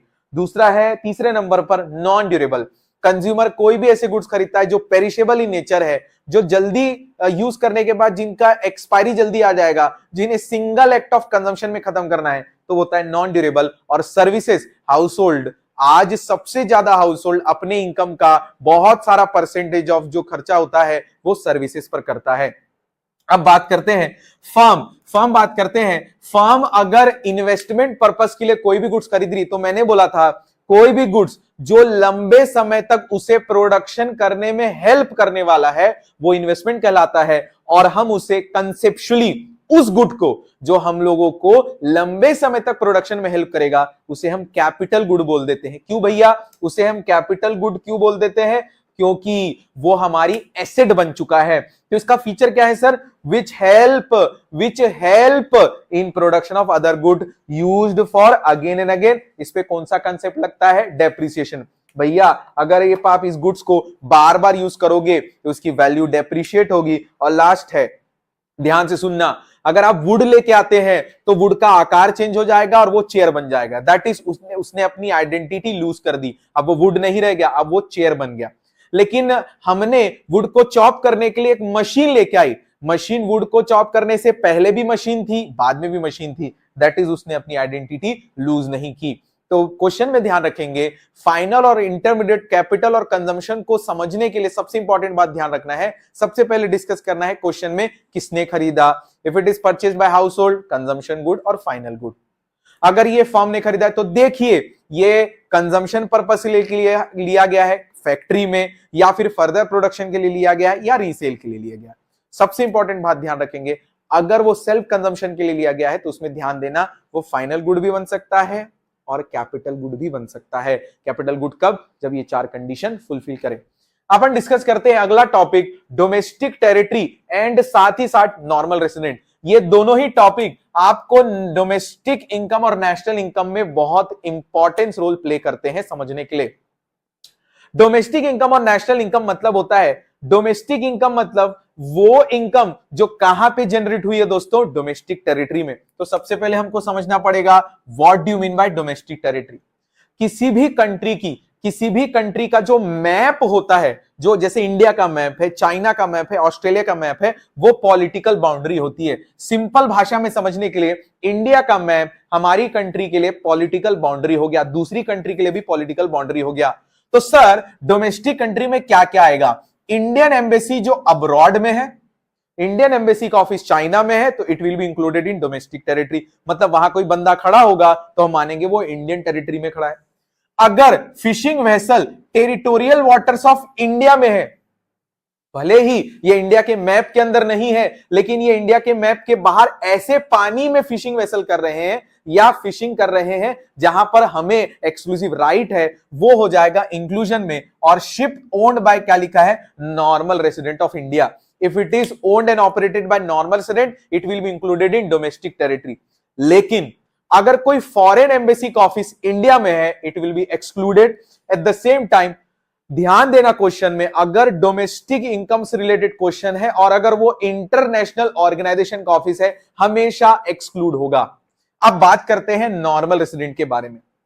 ध्यान रखेंगे जब भी हम नॉर्मल रेसिडेंट के बारे में पढ़ते हैं तो उसमें इंडिविजुअल भी आएगा और फर्म भी आएगा, इसमें इंडिविजुअल भी आएगा और फर्म भी आएगा। अब ध्यान देना कोई भी इंडिविजुअल या फर्म किसी उस कंट्री में नॉर्मली रिसाइड कर रहे होंगे 1 साल से ज्यादा, प्लस 1 साल से ज्यादा होने के बाद उनका इकोनॉमिक इंटरेस्ट भी उसी कंट्री में लाई करता है जहां वो 1 साल से ज्यादा रह रहे हैं, तो वो उस कंट्री के लिए उस पर्टिकुलर ईयर में क्या माने जाएंगे, नॉर्मल रेसिडेंट। अब ध्यान देना इनमें कौन कौन लोग नॉर्मल रेसिडेंट नहीं होते। सबसे इंपॉर्टेंट बात, जो हमारे कंट्री में फॉरेन विजिटर्स आ रहे हैं, आईपीएल के लिए जो प्लेयर्स आ रहे हैं, मेडिकल ट्रीटमेंट के लिए जो पेशेंट्स आ रहे हैं, वो नॉर्मल रेसिडेंट नहीं होंगे। किसी भी कंट्री के फॉरेन स्टाफ हमारी कंट्री के नॉर्मल रेसिडेंट नहीं होंगे। फिर हमारे कंट्री में किसी भी कंट्री, जैसे इंटरनेशनल ऑर्गेनाइजेशन है, कोई कंट्री का नहीं होता, इंटरनेशनल ऑर्गेनाइजेशन पूरे कंट्रीज के लिए, जैसे यूएनओ, डब्ल्यूएचओ, उस कंट्री का अगर कोई ऑफिस है हमारी कंट्री में, वो नॉर्मल रेसिडेंट नहीं है।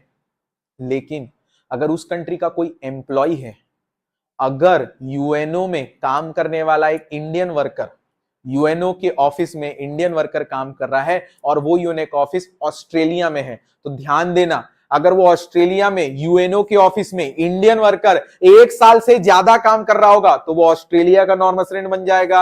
अगर वो 1 साल से कम काम कर रहा होगा तो वो इंडिया का ही नॉर्मल रेसिडेंट रहेगा। मैं आपको यहां पे अच्छे से लिख के बता चुका हूं, employees of international organisation in India, लेकिन मोर देन 1 ईयर है ना, तो फिर वो इंक्लूड हो जाएगा। अब वो अमेरिकन हो, ऑस्ट्रेलियन हो, अगर वो इंटरनेशनल ऑर्गेनाइजेशन इंडिया में 1 साल से ज्यादा काम कर लिए, अगर 1 साल से कम काम करेगा तो वो वहीं का आदमी कहलाएगा जहां की वो कंट्री का बिलोंग करता है। अब लास्ट डोमेस्टिक इनकम हम लोग पढ़ रहे थे। डोमेस्टिक इनकम जनरेट करने के लिए कहां जनरेट करना जरूरी है, डोमेस्टिक टेरिटरी। वैसे ही नेशनल इनकम जनरेट करने के लिए आपका क्या होना जरूरी है, नॉर्मल रेसिडेंट। अब एक ध्यान से समझना, डोमेस्टिक इनकम में हमेशा कौन सी इनकम इंक्लूड रहती है, फीटा, जो हम पैसा बाहर देने वाले हैं, और नेशनल इनकम में हमेशा कौन सी इनकम रहती है, फीफा। सर कन्वर्जन में बहुत डाउट होता है, बहुत सिंपल सा लॉजिक समझना, जब आपको नेशनल को डोमेस्टिक बनाना हो,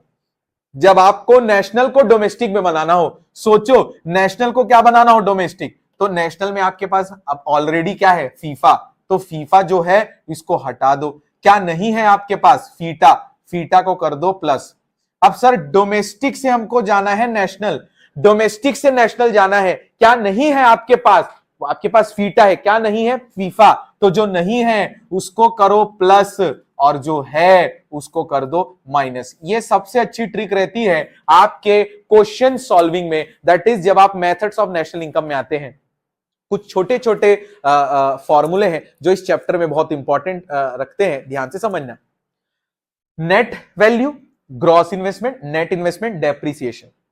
अगर मैंने कोई भी एसेट परचेस की, जिस वैल्यू पर परचेस की वो हो जाता है gross investment, that is addition to the capital stock. Asset के स्टॉक में वैल्यू एडिशन करने को ग्रॉस इन्वेस्टमेंट बोलते हैं। अब उसको मैं यूज करूंगा, टाइम निकलेगा, वेयर एंड टियर होगा, चेंज इन टेक्नोलॉजी होगा, तो उसकी वैल्यू डेप्रिशिएट हो जाएगी। तो ग्रॉस में से अगर आप डेप्रिसिएशन माइनस करोगे आपको कौन सी वैल्यू मिलती है, net investment, that is actual में कितने वैल्यू की है।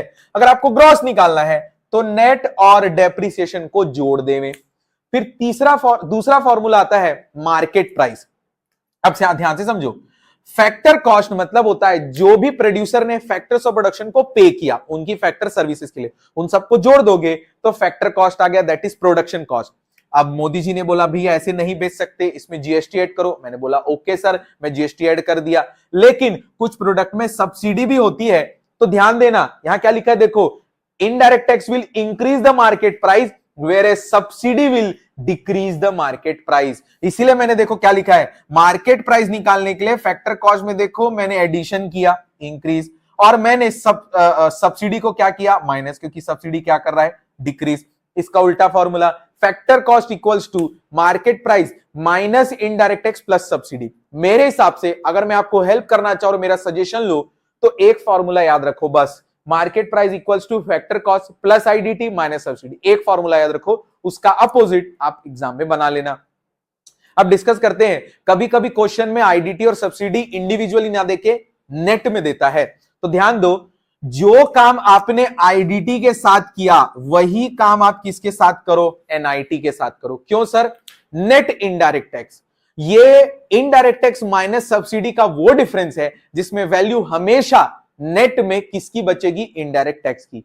तो मार्केट प्राइस निकालने के लिए एनआईटी को प्लस करो क्योंकि आईडीटी इंक्रीज करता है, और फैक्टर कॉस्ट निकालने के लिए मार्केट प्राइस में से एनआईटी को क्या करो, माइनस करो। ये दो लाइन याद रखनी है, IDT will increase the market price whereas subsidy will decrease the market price. अब इसमें मैं कुछ 3 क्वेश्चन आपको बताता हूं जो इस टॉपिक में सबसे इंपॉर्टेंट रहेंगे। आपको पहचानने आना चाहिए फाइनल गुड्स और इंटरमीडिएट गुड्स में कौन से फंसेंगे, आपको पहचान में आना चाहिए कि कौन से इनकम डोमेस्टिक इनकम में जाएगी और कौन सी नेशनल इनकम में, और सबसे इंपॉर्टेंट ये कन्वर्जन वाला पार्ट याद रहना चाहिए। ओके दोस्तों, यहां पर खत्म होता है अपना chapter number 2 basic concept of macro economics. Unit 1 national income का ये 3rd चैप्टर है, national income and related aggregates. वैसे चैप्टर देखेंगे तो बहुत ही ज्यादा कंसेप्चुअल क्लैरिटी वाला तो नहीं है, लेकिन इस चैप्टर को पढ़ना इसलिए जरूरी है क्योंकि मेथड्स ऑफ नेशनल इनकम के लिए ये फाउंडेशन बना देता है। ठीक है, ध्यान से समझते हैं। National income and related aggregates में 8 national income and related aggregates हैं। NDP MP, GDP MP, NDP FC, GDP FC, GNP MP, NNP MP और जीएनपी एफसी और एनएनपी एफसी। इसमें से 2 बातें याद रखनी है, एनडीपी एफसी मतलब होता है डोमेस्टिक इनकम और एनएनपी एफसी मतलब होता है नेशनल इनकम। अब एनडीपीएफसी का अगर बाइफर्केशन करें या फुल फॉर्म डिस्कस करें तो NDP FC national domestic product, net domestic product at factor cost. वैसे ही 8 कंसेप्ट के आपको फुल फॉर्म और उनका एक कंसेप्ट आपको याद रहना चाहिए। उसमें मैं आपको एक ट्रिक दे देता हूं। पहले फुल फॉर्म लिखिए, gross domestic eight market price. तो ध्यान रखना है, it is a value of all final goods and services. कौन सी वैल्यू है ये? मार्केट प्राइस की, जो कहां पर प्रोड्यूस हुई है? डोमेस्टिक टेरिटरी में। आप फुल फॉर्म के बेसिस पर इसकी मीनिंग बहुत अच्छे से समझा सकते हैं। अब मैं आपको बताता हूं कन्वर्जन कैसे करना है, क्योंकि कन्वर्जन पार्ट में सबसे इंपॉर्टेंट टॉपिक प्ले करता है रोल। जीडीपी एमपी से जीडीपी एफसी आ रहा है, तो देखिए चेंज कहां पर है? एमपी और एफसी में, बाकी तो नॉर्मल है। एमपी से एफसी जाना है, एमपी से एफसी जाना है। ध्यान देना, जब हम एफसी से एमपी जाते हैं तो हमको इनडायरेक्ट टैक्स को प्लस और सब्सिडी को माइनस करना पड़ता है। अब हम एमपी से एफसी आ रहे हैं तो माइनस आईडीटी प्लस सब्सिडी या फिर एनआईटी माइनस। फिर हमें आना है जीडीपीएफसी से एनडीपीएफसी, तो यहां पर चेंजेस कहां पर है देखते हैं, ग्रॉस और नेट पर। तो यहां मैं डेप्रिसिएशन कर दूंगा माइनस। एनडीपीएफसी से एनएनपीएफसी आना है, देखिए डोमेस्टिक से मुझे नेशनल आना है। मैंने आपको बताया था अगर हम डोमेस्टिक से नेशनल जा रहे हैं मतलब हमें फीफा चाहिए और हमारे पास फीटा है, तो जो चाहिए उसे प्लस करना होता है, जो नहीं है हमारे पास पहले से है उसको माइनस करना होता है। तो डोमेस्टिक में ऑलरेडी फीटा है तो माइनस कर दीजिए, और फीफा हमें चाहिए इसलिए फीफा को कर दीजिए प्लस। अब हम चलते हैं एनएनपीएफसी से एनएनपीएमपी की ओर। सबसे पहले चेंजेस देखिए, एफसी टू एमपी, और कोई चेंजेस नहीं है। तो एफसी टू एमपी जाने के लिए आपको क्या करना पड़ा? एनआईटी प्लस करो या फिर आईडीटी प्लस करें और माइनस क्या कर दीजिए? सब्सिडीज। अब आप एनएनपीएमपी से जीएनपीएफसी जा रहे हैं, ये ध्यान देना। इसको यहां पर वीडियो पॉज कर लेना और पॉज करके ये वाला जो कन्वर्जन है वो खुद करके देखना और आपको चीजें समझ में आ जाएंगी। लास्ट एनएनपीएमपी से जीएनपीएफसी जाना है। सबसे पहले तो नेट को gross, that is plus depreciation. N से एन कोई टेंशन नहीं। एमपी से एफसी जाना है तो वापस से आईडीटी माइनस और सब्सिडीज प्लस। और सबसे इंपॉर्टेंट है, अब जीएनपीएफसी से जाना है अपने को एनडीपीएफबी में, तो प्लस कर माइनस कर दीजिए डेप्रिसिएशन ग्रॉस से नेट। एफसी से एमपी के लिए प्लस कर दीजिए एनआईटी, और एनडीपीएमसी से ग्रॉस जाना है तो प्लस कर दीजिए डेप्रिसिएशन। ये नॉर्मल कन्वर्जन है। 3rd चैप्टर यहां पर खत्म होता है और सबसे इंपॉर्टेंट एक टॉपिक बचा है अपना, एन को डी बनाना है, नेशनल को क्या बनाना है, डोमेस्टिक। और नेशनल को डोमेस्टिक बनाने के लिए ध्यान देना, सबसे इंपॉर्टेंट चीज होती है, देखो डोमेस्टिक ले जाना है हमको, तो डोमेस्टिक ले जाना है तो हमको फीटा प्लस करना पड़ेगा और फीफा क्या करना पड़ेगा, माइनस। यहां पर अपना खत्म होता है कन्वर्जन वाला थर्ड चैप्टर, जो फाउंडेशन में अगेन बोल रहा हूं मेथड्स ऑफ नेशनल इनकम के लिए। थैंक यू दोस्तों।